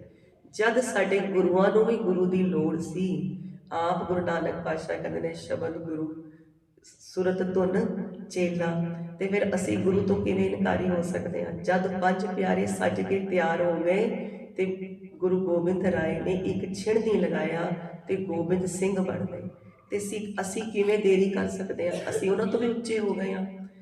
ਫਿਰ ਇੱਕ ਸਾਖੀ ਦੇ ਅਸੀਂ ਦਰਸ਼ਨ ਕਰਦੇ ਹਾਂ ਕਿ ਭਾਈ ਡੱਲ ਜੀ ਸਾਬੋ ਦੀ ਤਲਵੰਡੀ ਜਿੱਥੇ ਅਕਾਲ ਤਖਤ ਸਾਹਿਬ ਮਹਾਰਾਜ ਦਾ, ਉੱਥੇ ਗੁਰਦੁਆਰਾ ਦਮਦਮਾ ਸਾਹਿਬ ਭਾਈ ਡੱਲ ਜੀ ਮਹਾਰਾਜ ਦੀ ਸੇਵਾ ਵਿੱਚ ਸੀ ਆਪਣੀ ਸੇਨਾ ਦੇ ਨਾਲ। ਉੱਥੇ ਮਹਾਰਾਜ ਦਾ ਪਰਿਵਾਰ ਜਦੋਂ ਟਿਕਿਆ, ਦੀਵਾਨ ਸੱਜਣੇ ਸ਼ੁਰੂ ਹੋਏ, ਮਹਾਰਾਜ ਨੇ ਉੱਥੇ ਹੀ ਗੁਰੂ ਗ੍ਰੰਥ ਸਾਹਿਬ ਮਹਾਰਾਜ ਦੀ ਜਿਹੜੀ ਬੀੜ ਉਹ ਤਿਆਰ ਕਰਵਾਈ। ਉਸ ਸਥਾਨ ਤੇ ਭਾਈ ਡਲ ਜੀ ਨੂੰ ਮਹਾਰਾਜ ਬੜੀਆਂ ਹੀ ਦਾਤਾਂ ਬਖਸ਼ਦੇ ਸੀ। ਖੁਸ਼ ਹੋ ਕੇ ਉਹਨਾਂ ਦੀ ਸੇਵਾ ਤੋਂ ਕਦੀ ਆਪਣਾ ਕੇਸਾ ਨੇ ਕੰਘਾ ਦੇ ਦਿੱਤਾ, ਕਦੀ ਆਪਣੀ ਪੋਸ਼ਾਕ ਦੇ ਦਿੱਤੀ, ਕਦੀ ਕੋਈ ਵਸਤੂ ਦੇ ਦਿੱਤੀ। ਜਦੋਂ ਇੱਕ ਦਿਨ ਹੋਰ ਡੈਡੇ ਖੁਸ਼ ਹੋਏ, ਕਿਹਾ ਮਹਾਰਾਜ ਨੇ ਕਿ ਭਾਈ ਡਲ ਜੀ ਕੁਝ ਮੰਗੋ, ਤੇ ਭਾਈ ਡਲ ਜੀ ਕਹਿੰਦੇ ਮੈਂ ਅੱਜ ਨਾ ਕੋਈ ਦੁਨਿਆਵੀ ਵਸਤੂ ਨਹੀਂ ਲੈਣੀ, ਮਹਾਰਾਜ ਮੈਨੂੰ ਬਖਸ਼ਿਸ਼ ਕਰੋ ਕਿ ਮੈਨੂੰ ਆਪ ਜੀ ਦੀ ਦਰਗਾਹ 'ਚ ਨਾ ਪੀੜੀ ਜਿੰਨੀ ਥਾਂ ਮਿਲ ਜਾਏ। ਤੇ ਮਹਾਰਾਜ ਕਹਿੰਦੇ ਉਹ ਨਹੀਂ ਹੋ ਸਕਦਾ। ਕਹਿੰਦੇ ਕਿਉਂ ਨਹੀਂ ਹੋ ਸਕਦਾ? ਭਾਈ ਡਲ ਜੀ ਤੇ ਇੱਕਦਮ ਅੱਕੇ ਪੱਕੇ ਰਹੇ, ਉਹਨਾਂ ਨੇ ਸੋਚਿਆ ਨਹੀਂ ਸੀ ਇੰਝ ਹੋ ਜਾਏਗਾ। ਮਹਾਰਾਜ ਕਹਿੰਦੇ ਪੀੜੀ ਜਿੰਨੀ ਕੀ ਸੂਈ ਦੀ ਨੋਕ ਜਿੰਨੀ ਥਾਂ ਨਹੀਂ ਮਿਲ ਸਕਦੀ। ਕਿਉਂ ਨਹੀਂ ਮਿਲ ਸਕਦੀ? ਮਹਾਰਾਜ ਕਹਿੰਦੇ ਤੁਸੀਂ ਹੁਕਮ ਵਿੱਚ ਨਹੀਂ ਆ ਰਹੇ। ਜਿਹੜਾ ਨਵਾਂ ਰੰਗ ਬਖਸ਼ਿਆ ਆਪਣੇ ਪੁੱਤਰਾਂ ਨੂੰ, ਆਪਣੀ ਸੰਗਤ ਨੂੰ, ਗੁਰ ਸੰਗਤ ਨੂੰ, ਚਰਨ ਕੋਲ ਦਾ ਜਿਹੜਾ ਤੇਜ ਵਧਾਇਆ ਖੰਡੇ ਦੀ ਧਾਰ ਨਾਲ, ਤੁਸੀਂ ਉਹ ਨਵੇਕਲੇਪਨ ਵਿੱਚ ਖਾਲਸਾ ਨਹੀਂ ਸੱਜ ਰਹੇ, ਹੁਕਮ ਵਿੱਚ ਨਹੀਂ ਆ ਰਹੇ। ਜਦ ਤੱਕ ਖਾਲਸਾ ਤਿਆਰ ਬਰ ਤਿਆਰ ਹੋ ਕੇ 5 ਰਹਿਤਾਂ ਦਾ, 5 ਕਗਾਰਾਂ ਦਾ, 4 ਰਹਿਤਾਂ ਦਾ ਧਾਰਣੀ ਨਹੀਂ ਬਣਦਾ, 5 ਪਿਆਰਿਆਂ ਪਾਸੋਂ ਅੰਮ੍ਰਿਤ ਦੀ ਦਾਤ ਨਹੀਂ ਲੈਂਦਾ, ਦਰਗਾਹ ਵਿੱਚ ਥਾਂ ਨਹੀਂ। ਫਿਰ ਭਾਈ ਡਲ ਜੀ ਨੇ ਪਰਿਵਾਰ ਸਮੇਤ ਅੰਮ੍ਰਿਤ ਦੀ ਦਾਤ ਲਿੱਤੀ, ਕਿਉਂਕਿ ਮਹਾਰਾਜ ਨੇ ਇਨਕਾਰ ਕਰ ਦਿੱਤਾ ਸੀ ਐਸੇ ਸੇਵਕ ਨੂੰ ਵੀ ਜਿਹੜੇ 24 ਘੰਟੇ ਨਾਲ ਰਹਿੰਦੇ ਨੇ। ਭਾਈ ਡਲ ਜੀ ਦੇ ਨਿਵਾਸ ਵਿੱਚ ਜਾਈਏ ਨਾ, ਜਦੋਂ ਅਸੀਂ ਦਮਦਮਾ ਸਾਹਿਬ ਦਰਸ਼ਨ ਕਰਨ, ਉਹਨਾਂ ਦੇ ਘਰ ਵਿੱਚੋਂ ਕੀਮਤੀ ਵਸਤੂਆਂ, ਬਹੁਮੁੱਲਕ ਵਸਤਾਂ ਪਈਆਂ ਨੇ, ਜਿਨ੍ਹਾਂ ਦੇ ਉਹ ਦਰਸ਼ਨ ਕਰਵਾਉਂਦੇ ਨੇ ਉਹਨਾਂ ਦੇ ਪਰਿਵਾਰ ਦੇ ਅੱਗੋਂ ਕਿ ਵੀ ਇਹ ਮਹਾਰਾਜ ਨੇ ਦਾਤਾਂ ਬਖਸ਼ੀਆਂ ਸੀ ਸਾਨੂੰ। ਪਰ ਫਿਰ ਵੀ ਮਹਾਰਾਜ ਨੇ ਕਿਹਾ ਵੀ ਖਾਲਸਾ ਸਜਣਾ, ਅੰਮ੍ਰਿਤ ਦੀ ਦਾਤ ਲੈਣੀ ਜ਼ਰੂਰੀ ਹੈ, ਨਹੀਂ ਤੇ ਪਾਨਦਾਰਾ ਨਹੀਂ। ਨਹੀਂ ਤੇ ਮੇਰੀ ਦਰਗਾਹ ਵਿੱਚ ਜਿਹੜਾ ਸੱਚਖੰਡ ਵਸੇ ਨਿਰੰਕਾਰ, ਉਸ ਸੱਚਖੰਡ ਵਿੱਚ ਪ੍ਰਭਪੁਰ ਕੀਆ ਬਿਆਨ, ਉਸ ਪ੍ਰਭਪੁਰ ਵਿੱਚ ਸਥਾਨ ਨਹੀਂ ਮਿਲੇਗਾ। ਜੇ ਅਸੀਂ ਵੀ ਲੋੜੀਂਦੇ ਹੈ ਕਿ ਇਹ ਲੋਕ ਸੁਖੀਏ ਪਰ ਲੋਕ ਸੁਹੇਲੇ ਹੋਵਣ, ਤੇ ਅੰਮ੍ਰਿਤ ਦੀ ਦਾਤ ਲੈਣੀ ਜ਼ਰੂਰੀ। ਇੱਕ ਦੁਨਿਆਵੀ ਹੋਰ ਜਿਹੜਾ ਸਾਨੂੰ ਉਦਾਹਰਣ ਮਿਲਦਾ ਹੈ, ਉਹ ਕੁਝ ਸਮਾਂ ਪਹਿਲੇ ਦਾ ਹੈ। ਇਹ ਬਾਅਦ 'ਚੋਂ ਨਾ ਰਸਾਲਾਂ ਵਿੱਚ ਵੀ ਛਪਿਆ ਕਿ ਇੱਥੋਂ ਦੀ ਜਦੋਂ ਗੁਰੂ ਨਾਨਕ ਪਾਤਸ਼ਾਹ ਦਾ ਗੁਰਪੁਰਬ ਹੁੰਦਾ ਹੈ, ਪਾਕਿਸਤਾਨ ਨੂੰ ਨਾ ਰਾਗੀ ਸਿੰਘ ਵੀ ਜਾਇਆ ਕਰਦੇ ਨੇ ਤੇ ਸੰਗਤ ਵੀ ਜਾਇਆ ਕਰਦੀ ਹੈ ਦੀਵਾਨ ਸਜਾਉਣ ਪਾਕਿਸਤਾਨ ਵਿੱਚ। ਤੇ ਕਹਿੰਦੇ ਇੱਥੋਂ ਦੀ ਇੱਕ ਰਾਗੀ ਸਿੰਘ ਦਾ ਜੱਥਾ ਗਿਆ ਪਾਕਿਸਤਾਨ, ਜਦੋਂ ਦੀਵਾਨ ਸਜਾਏ ਨਨਕਾਣਾ ਸਾਹਿਬ ਵਗੈਰਾ, ਤੇ ਉੱਥੇ ਇੱਕ ਮਾਈ ਨਾ ਉਹ ਰਾਗੀ ਸਿੰਘਾਂ ਨੂੰ ਕਹਿਣ ਲੱਗ ਗਈ ਕਿ ਮੈਨੂੰ ਤੇ ਦਾਤ ਦੇ ਕੇ ਜਾਓ, ਮੈਨੂੰ ਕੋਈ ਨਾਮ ਦੀ ਦਾਤ ਦੇ ਕੇ ਜਾਓ, ਮੈਨੂੰ ਕੋਈ ਦਾਤ ਦੇ ਕੇ ਜਾਓ। ਤੇ ਰਾਗੀ ਸਿੰਘ ਕਹਿਣ ਲੱਗ ਗਏ ਵੀ ਇਹ ਸਾਡੇ ਵਾਸਤੇ ਨਹੀਂ, ਤੁਹਾਨੂੰ 5 ਪਿਆਰਿਆਂ ਤੇ ਪੇਸ਼ ਹੋਣਾ ਪਏਗਾ, 5 ਪਿਆਰੇ ਹੀ ਦਾਤ ਬਖਸ਼ ਸਕਦੇ ਨੇ, ਅਸੀਂ ਇਹ ਦਾਤ ਨਹੀਂ ਇੱਥੇ ਬੈਠੇ ਬੈਠੇ ਦੇ ਸਕਦੇ। ਕਹਿੰਦੇ ਮਾਈ ਬੜੀ ਸ਼ਰਧਾ ਵਾਲੀ ਸੀ, ਜਦੋਂ ਖਹਿੜਾ ਹੀ ਪੈ ਗਈ ਨਾ ਕਿ ਮੈਨੂੰ ਦਾਤ ਦੇ ਕੇ ਜਾਓ, ਮੈਨੂੰ ਦਾਤ ਦੇ ਕੇ ਜਾਓ, ਤੇ ਰਾਗੀ ਸਿੰਘ ਨੇ ਉਹ ਸੁਣਾਇਆ, ਕਹਿੰਦੇ ਕਿ ਅਸੀਂ ਨਾ ਉਹਨੂੰ ਮੂਲ ਮੰਤਰ ਲਿਖ ਕੇ ਦੇ ਦਿੱਤਾ ਫਿਰ ਕਿ ਮੂਲ ਮੰਤਰ ਜਪ ਲਿਆ ਕਰੋ ਮਾਈ। ਤੇ ਕਹਿੰਦੇ ਅਸੀਂ ਵਾਪਸ ਆ ਗਏ ਆਪਣਾ ਘਰਾਂ ਨੂੰ। ਜਦੋਂ ਕੁਝ ਸਾਲਾਂ ਬਾਅਦ ਉੱਤੇ ਫਿਰ ਜਾਣਾ ਹੋਇਆ, ਫਿਰ ਦੀਵਾਨ ਸੱਜੇ, ਫਿਰ ਰਾਗੀ ਉਹ ਸੇਮ ਰਾਗੀ ਸਿੰਘ ਫਿਰ ਗਏ ਤੇ ਸੰਗਤ ਨੂੰ ਪੁੱਛਿਆ ਵੀ ਮਾਈ ਦੇ ਦਰਸ਼ਨ ਨਹੀਂ ਹੋਏ, ਪਿਛਲੀ ਵਾਰ ਤੇ ਬੜਾ ਖਹਿੜਾ ਕਰਦੀ ਸੀ, ਮੈਨੂੰ ਕੁਝ ਦੇ ਕੇ ਜਾਓ। ਤੇ ਕਹਿੰਦੇ ਜੋ ਸੰਗਤ ਨੇ ਦੱਸਿਆ ਉਹ ਅਚਰਜ ਸੀ, ਬਹੁਤ ਵੱਡਾ ਅਚਰਜ ਸੀ। ਸੰਗਤ ਨੇ ਦੱਸਿਆ ਕਿ ਮਹਾਰਾਜ ਤੁਸੀਂ ਮਾਈ ਨੂੰ ਮੂਲ ਮੰਤਰ ਦੇ ਗਏ ਸੀ, ਮਾਈ ਤੇ ਸ਼ਰਧਾ ਨਾਲ ਜਪਣਾ ਸ਼ੁਰੂ ਹੋ ਗਈ। ਜਪ ਜਪ ਕੇ ਮਾਈ ਨੇ ਐਸੀ ਕਲਾ ਵਰਤ ਗਈ ਉਹਦੇ ਅੰਦਰ ਕਿ ਉਹਨੂੰ ਹਰ ਪਾਸੇ ਮੂਲ ਮੰਤਰ ਦੇ ਦਰਸ਼ਨ ਹੁੰਦੇ, ਉਹਦੇ ਰੋਮ ਰੋਮ ਵਿੱਚ ਮੂਲ ਮੰਤਰ ਵਸ ਗਿਆ। ਕਹਿੰਦੇ ਐਸੀ ਅਵਸਥਾ ਵਿੱਚ ਮਾਈ ਦੇ ਸਵਾਸ ਮੁੱਕ ਗਏ ਤੇ ਮਾਈ ਚੜਾਈ ਕਰ ਗਈ। ਹੁਣ ਮੂਲ ਮੰਤਰ ਦੇ ਆਸਰੇ ਉਹ ਜਿਹੜਾ ਬਿਖੜਾ ਪਿੰਡ ਹੈ ਨਾ, ਜਿਹੜਾ ਅਸੀਂ ਕਹਿੰਦੇ ਹਾਂ ਕਿ ਉੱਥੇ ਸਿਰਫ ਨਾਮ ਹੀ ਚੱਲਦਾ ਹੈ, ਉੱਥੇ ਉਹ ਬਿਖੜਾ ਪਿੰਡ ਆ, ਉਹ ਸਾਰੇ ਸਮੁੰਦਰ ਉਹਨੇ ਭਵਜਲ ਨਾ ਉਹ ਨਾਮ ਦੇ ਆਸਰੇ ਪਾਰ ਕਰ ਲਿੱਤੇ, ਜਮਨਾ ਉਹਨੂੰ ਛੂ ਵੀ ਨਹੀਂ ਸਕਦੇ। ਤੇ ਪਹੁੰਚ ਗਈ ਦਰਗਾਹ ਤੇ ਦਰਵਾਜ਼ਾ, ਤੇ ਦਰਵਾਜ਼ਾ ਆਪੇ ਖੁੱਲਿਆ ਨਾ। ਜਿਹੜੇ ਐਵੇਂ ਦੇ ਰੂਹਾਂ ਹੁੰਦੀਆਂ ਨੇ, ਦਰਵਾਜ਼ੇ ਖੁੱਲੇ ਹੁੰਦੇ ਨੇ, ਆਪ ਸਵਾਗਤ ਕਰਦੇ ਨੇ ਉਹ ਮਹਾਰਾਜ ਦੇ ਸੇਵਕ। ਕਹਿੰਦੇ ਕੋ ਦਰਵਾਜ਼ੇ ਖੁੱਲੇ ਨਹੀਂ, ਤੇ ਮਾਈ ਨੇ ਦੱਸਣਾ ਕੀਤਾ ਸੀ ਬਾਅਦ ਚੋਂ ਆ ਕੇ ਕਿ ਅੰਦਰੋਂ ਬੜੀ ਖੁਸ਼ਬੂਆਂ, ਨਾਦ, ਸੰਗੀਤ ਇੰਨਾ ਸੁਹਾਵਣਾ ਅੰਦਰ ਲੱਗ ਰਿਹਾ ਸੀ ਕਿ ਬਹੁਤ ਕੁਛ ਅੰਦਰ ਹੋ ਰਿਹਾ। ਤੇ ਮਾਈ ਨੇ ਸੇਵਕਾਂ ਨੂੰ ਕਿਹਾ ਵੀ ਦਰਵਾਜ਼ਾ ਖੋਲ ਦਿਓ। ਕਹਿੰਦੇ ਮਾਈ, ਉਹ ਸੇਵਕਾਂ ਨੇ ਪੁੱਛਿਆ ਮਾਈ ਤੂੰ ਨਿਸੰਗ ਕਿਵੇਂ ਇੱਥੇ ਤੱਕ ਪਹੁੰਚ ਗਈ, ਵੀ ਤੇਰੇ ਮੱਥੇ ਤੇ ਗੁਰੂ ਦੀ ਮੋਹਰ ਨਹੀਂ ਲੱਗੀ। ਉਹ ਜਿਹੜੇ ਉੱਤੇ ਸੇਵਕ ਖੜੇ ਹੁੰਦੇ ਨੇ ਉਹ ਪਛਾਣ ਕਰ ਲੈਂਦੇ ਨੇ ਕਿ ਮੋਹਰ ਲੱਗੀ ਕਿ ਨਹੀਂ ਲੱਗੀ। ਕਹਿੰਦੇ ਕਿ ਮਾਈ ਨੇ ਕਿਹਾ ਵੀ ਮੈਂ ਤੇ ਮੂਲ ਮੰਤਰ ਪੜ੍ਹਦੀ ਇੱਥੇ ਤੱਕ ਆ ਗਈ। ਜਦੋਂ ਮਾਈ ਨੇ ਬੜੇ ਅੱਜ ਪਿਆਰ ਨਾਲ ਸਹਿ ਸੁਭਾਅ ਨਾਲ ਕਹਿੰਦਾ ਮੈਂ ਤੇ ਮੂਲ ਮੰਤਰ ਪੜ੍ਹਦੀ ਆ ਗਈ। ਕਹਿੰਦੇ ਮਹਾਰਾਜ ਕੋਲ ਆਗਿਆ ਲੈ ਕੇ ਆਉਂਦੇ ਆ, ਸਾਨੂੰ ਆਗਿਆ ਨਹੀਂ ਦਰਵਾਜ਼ੇ ਖੋਲ੍ਹਣ ਦੀ।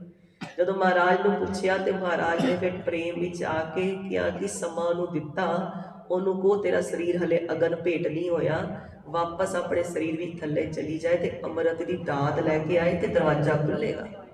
ਫਿਰ ਕਹਿੰਦੇ ਕਿ ਉਹ ਮਾਈ ਵਾਪਸ ਆਈ ਸ਼ਮਸ਼ਾਨ ਘਾਟ ਵਿੱਚ, ਜਦੋਂ ਹਲੇ ਉਹਦੇ ਪੁੱਤਰ ਅੱਗ ਲਗਾਉਣ ਹੀ ਲੱਗੇ ਸੀ। ਮਾਈ ਉੱਠ ਗਈ। ਮਾਈ ਨੇ ਕਿਹਾ ਮੈਂ ਤੇ ਸਿੱਧਾ ਹੁਣ ਅੰਮ੍ਰਿਤ ਦੀ ਦਾਤ ਵਾਲੀ ਜਗ੍ਹਾ ਤੇ ਲੈ ਚੱਲੋ, ਮੇਰੇ ਕੋਲ ਤੇ ਸਮਾਂ ਨਹੀਂ, ਮੈਂ ਤੇ ਵੇਸਟ ਨਹੀਂ ਕਰਨਾ ਬਿਲਕੁਲ। ਕਹਿੰਦੇ ਅੰਮ੍ਰਿਤ ਦੀ ਦਾਤ ਲੈ ਕੇ ਫਿਰ ਤੋਂ ਕੁਝ ਦਿਨਾਂ ਬਾਅਦ ਮਾਈ ਨੇ ਚੜ੍ਹਾਈ ਕੀਤੀ। ਦੇਖੋ ਇਹ ਮਾਈ ਨੇ ਆਪ ਆ ਕੇ ਥੱਲੇ ਸੁਣਾਇਆ ਕਿ ਮੇਰੇ ਨਾਲ ਆਪ ਬੀਤੀ ਕੀ ਹੋਈ, ਤੇ ਇਹ ਫਿਰ ਬਾਅਦ ਚੋਂ ਖਬਰਾਂ ਛਪੀਆਂ ਵੀ। ਐਸਾ ਹੈ ਕਿ ਕਿੰਨਾ ਹੀ ਇਸ ਸਾਰੀਆਂ ਗੱਲਾਂ ਬਾਤਾਂ ਸੁਣਾਉਣ ਦਾ, ਸਾਖੀਆਂ ਸੁਣਾਉਣ ਦਾ ਮਤਲਬ ਇਹੀ ਭਾਵ ਹੈ ਕਿ ਕਿੰਨੀ ਜ਼ਰੂਰੀ ਦਾਤ ਹੈ ਜਿਹਦੇ ਵਾਸਤੇ ਸਾਰੇ ਉਪਰਾਲੇ ਕੀਤੇ ਜਾ ਰਹੇ ਨੇ। ਤੇ ਅਸੀਂ ਕਿੱਥੇ ਨਿਪੱਤੇ ਤੇ ਨਿਗੱਤੇ ਨਾ ਰਹਿ ਜਾਈਏ। ਸਾਡੇ ਕੋਲ ਤੇ ਨਿਪੱਤਿਆਂ ਦੀ ਪੱਤ, ਨਿਗੱਤਿਆਂ ਦੀ ਗੱਤ, ਨੀ ਓਟਿਆਂ ਦੀ ਓਟ, ਨੀ ਆਸਰਿਆਂ ਦੇ ਆਸਰੇ, ਨੀ ਧਰਿਆਂ ਦੇ ਧਰ, ਸ਼ਾਹਾਂ ਦੇ ਸ਼ਾਹ ਗੁਰੂ ਸਾਹਿਬ ਹੈ ਨੇ। ਧੰਨ ਗੁਰੂ ਅਮਰਦਾਸ ਜੀ, ਧੰਨ ਗੁਰੂ ਨਾਨਕ ਦੇਵ ਮਹਾਰਾਜ, ਧੰਨ ਗੁਰੂ ਗੋਬਿੰਦ ਸਿੰਘ ਜੀ ਮਹਾਰਾਜ, ਧੰਨ ਗੁਰੂ ਗ੍ਰੰਥ ਸਾਹਿਬ ਜੀ ਮਹਾਰਾਜ ਸਾਡੇ ਕੋਲ ਤੇ ਹੈ ਨੇ। ਹੁੰਦੇ ਹੋਏ ਅਸੀਂ ਨਿਪੱਤੇ ਤੇ ਨਿਗੱਤੇ ਚਲੇ ਜਾਈਏ, ਇਹ ਬਹੁਤ ਵੱਡੇ ਦੁਰਭਾਗ ਦੀ ਗੱਲ ਹੋਈ। ਅਸੀਂ ਨਹੀਂ ਬਣਨਾ ਐਵੇਂ ਦੇ ਦੁਰਭਾਗ ਵਾਲੇ, ਅਸੀਂ ਤੇ ਉਹ ਵਡਭਾਗੀ ਬਣਨਾ ਹੈ ਜਿਹਦੇ 'ਚ ਕਹਿੰਦੇ ਆ ਜੇ ਭੂਲੇ ਮਾਰਗ ਤਿਨੇ ਬਤਾਇਆ, ਐਸਾ ਗੁਰ ਵਡਭਾਗੀ ਪਾਇਆ। ਸਾਨੂੰ ਵੱਡੇ ਭਾਗਾਂ ਨਾਲ ਐਸਾ ਗੁਰੂ ਮਿਲ ਜਾਏ ਜਿਹੜੇ ਸਾਡੇ ਭੁੱਲਿਆ ਹੋਇਆਂ ਨੂੰ ਰਾਹ ਪਾ ਦੇਵੇ। ਜੋ ਕੱਲ ਵਿਚਾਰ ਚੱਲ ਰਹੀ ਸੀ, ਅਸੀਂ ਵਿਚਾਰ ਕਰ ਰਹੇ ਸੀ ਕੇਸ, ਕੰਘਾ ਤੇ ਕੇਸਕੀ ਉੱਪਰ। ਕੇਸਾਂ ਨੂੰ ਹਫ਼ਤੇ ਵਿੱਚ 2 ਵਾਰੀ ਕੇਸੀ ਇਸ਼ਨਾਨ ਕਰਨਾ ਜ਼ਰੂਰੀ ਹੁੰਦਾ ਹੈ ਸੰਗਤ ਜੀ। ਉਹ ਮੁਬਾਰਕ ਹੈ, ਉਹ ਬਹੁਤ ਉਹਨਾਂ ਨੂੰ ਅਸੀਂ ਉਹਨਾਂ ਦੇ ਚਰਨ ਧੋ ਧੋ ਕੇ ਪੀਵੀਏ ਜਿਹੜੇ ਰੋਜ਼ ਕੇਸੀ ਇਸ਼ਨਾਨ ਕਰਦੇ ਨੇ ਤੇ ਆਪਣਾ ਅੰਮ੍ਰਿਤ ਵੇਲਾ ਸੰਭਾਲਦੇ ਨੇ। ਪਰ ਜੇ ਤੁਹਾਡੇ ਵੱਸ ਦੀ ਇਹ ਗੱਲ ਨਹੀਂ ਤੇ ਹਫ਼ਤੇ 'ਚ 2 ਵਾਰੀ ਕੇਸੀ ਇਸ਼ਨਾਨ, ਜੇ ਉਹ ਵੀ ਨਹੀਂ ਤੇ 1 ਵਾਰੀ ਅਤ ਲਾਜ਼ਮੀ ਹੈ, ਹਫ਼ਤੇ 'ਚ 1 ਵਾਰੀ ਕੇਸੀ ਇਸ਼ਨਾਨ ਹੋਣਾ ਹੀ ਚਾਹੀਦਾ ਹੈ। ਕੰਘਾ ਜਿਹੜਾ ਆਪ ਜੀ ਨੇ ਕੇਸਾਂ ਵਿੱਚ ਹੀ ਸਜਾ ਕੇ ਰੱਖਣਾ ਹੁੰਦਾ ਹੈ, ਇਹ ਸਾਡੇ ਦਿਮਾਗ ਨੂੰ ਗਰਮ ਹੋਣ ਤੋਂ ਵੀ ਰੋਕਦਾ ਹੈ। ਕ੍ਰੋਧ ਦੀ ਅਗਨੀ ਭੜਕਦੀ ਹੈ, ਦਿਮਾਗ ਕਹਿੰਦਾ ਸੀ ਗਰਮ ਹੋ ਗਿਆ, ਮੇਰਾ ਮੱਥਾ ਤੱਪਣ ਲੱਗ ਗਿਆ, ਇਹਨੂੰ ਵੀ ਇਹ ਰੋਕਦਾ ਹੈ। ਇਹ ਕੇਸਾਂ ਵਿੱਚ ਹੀ ਕੰਘਾ ਸਜਾ ਕੇ ਰੱਖਣਾ, ਦਸਤਾਰ ਜਦੋਂ ਉੱਪਰ ਪਾਈ। ਜਿਨ੍ਹਾਂ ਦੇ ਸਿਰ ਤੇ ਕੇਸ ਨਹੀਂ ਹੁੰਦੇ, ਕੰਘਾ ਨਹੀਂ ਠਹਿਰਦਾ, ਉਹ ਸਿਰਫ ਲੋਕ ਗਾਤਰੇ ਨਾਲ ਬੰਨ ਸਕਦੇ ਨੇ। ਬਾਕੀ ਸਾਰੀ ਸੰਗਤ ਕਿ ਕੰਘਾ ਜਿਹੜਾ ਉਹ ਕੇਸਾਂ ਵਿੱਚ ਰੱਖਣਾ ਕਰਨਾ ਹੁੰਦਾ।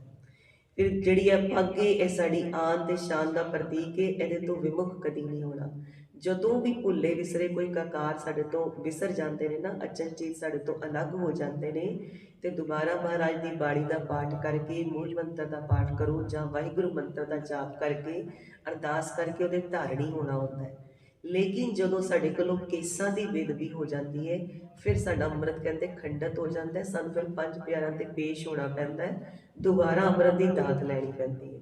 ਇਸ ਕਰਕੇ ਕੇਸਾਂ ਨੂੰ ਰਹਿਤ ਵਿੱਚ ਵੀ ਰੱਖਿਆ ਗਿਆ ਹੈ ਤੇ ਕੁਰਹਿਤ ਵਿੱਚ ਵੀ ਰੱਖਿਆ ਗਿਆ ਹੈ ਕਿ ਕੇਸਾਂ ਦਾ ਕਤਲ ਨਹੀਂ ਕਰਨਾ ਤੇ ਰਹਿਤ ਵਿੱਚ ਕੇਸਾਂ ਦੀ ਸੰਭਾਲ ਕਰਨੀ। ਮਹਾਰਾਜ ਨੇ ਦੋਨੋਂ ਪਾਸੇ ਇਹ ਰੱਖਿਆ ਹੈ, ਕੇਸਾਂ ਨੂੰ ਨਹੀਂ ਕਤਲ ਕਰਵਾਉਣਾ।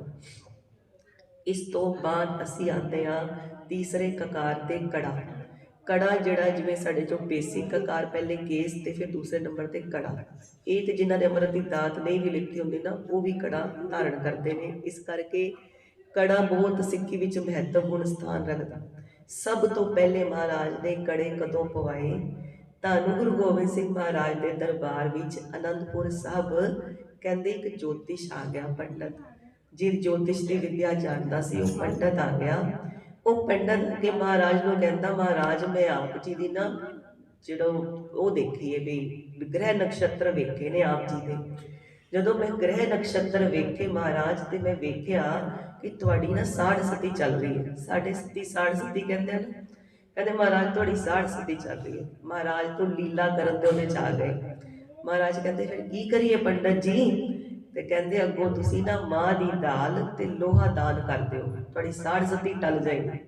ਮਹਾਰਾਜ ਨੇ ਹੱਸ ਕੇ ਕਿਹਾ ਵੀ ਸਿੱਖਾਂ ਨੂੰ ਵੀ ਲੋਹਾ ਦੇ ਦਾਨ ਦੇ ਦਿਓ, ਮਾਂ ਦੀ ਦਾਲ। ਜਦੋਂ ਦਾਨ ਦੇ ਦਿੱਤੀ, ਜੋਤਿਸ਼ ਜਿਹੜਾ ਪੰਡਤ ਆਇਆ ਸੀ ਉਹ ਖੁਸ਼ੀ ਖੁਸ਼ਾਈ ਚਲਾ ਗਿਆ। ਥੋੜੀ ਦੂਰ ਪਹੁੰਚਿਆ ਤੇ ਸਿੱਖਾਂ ਨੇ, ਹੁਣ ਮਹਾਰਾਜ ਦੇ ਸਿੱਖ ਨੇ ਨਾ ਜਿਹੜੇ ਨਾਲ ਹਜ਼ੂਰੀ 'ਚ ਰਹਿੰਦੇ ਨੇ, ਮਹਾਰਾਜ ਦੇ ਕੋਤਕ ਵੀ ਜਾਣਦੇ ਨੇ, ਉਹਨੂੰ ਪੰਡਤ ਨੂੰ ਬਾਹਰ ਰੋਕ ਲਿੱਤਾ ਉਹਨਾਂ ਨੇ। ਕਹਿੰਦੇ ਵਾਹ ਵਾਹ, ਸਾਡੇ ਗੁਰੂ ਤੇ ਸਾੜ ਸਤੀ ਆ ਗਈ। ਐਸੀ ਕਿਹੜੀ ਸਤੀ ਇਹ ਸਾੜ ਸਤੀ ਜਿਹੜੀ ਸਾਡੇ ਗੁਰੂ ਤੇ ਭਾਰੀ ਪੈ ਰਹੀ ਹੈ।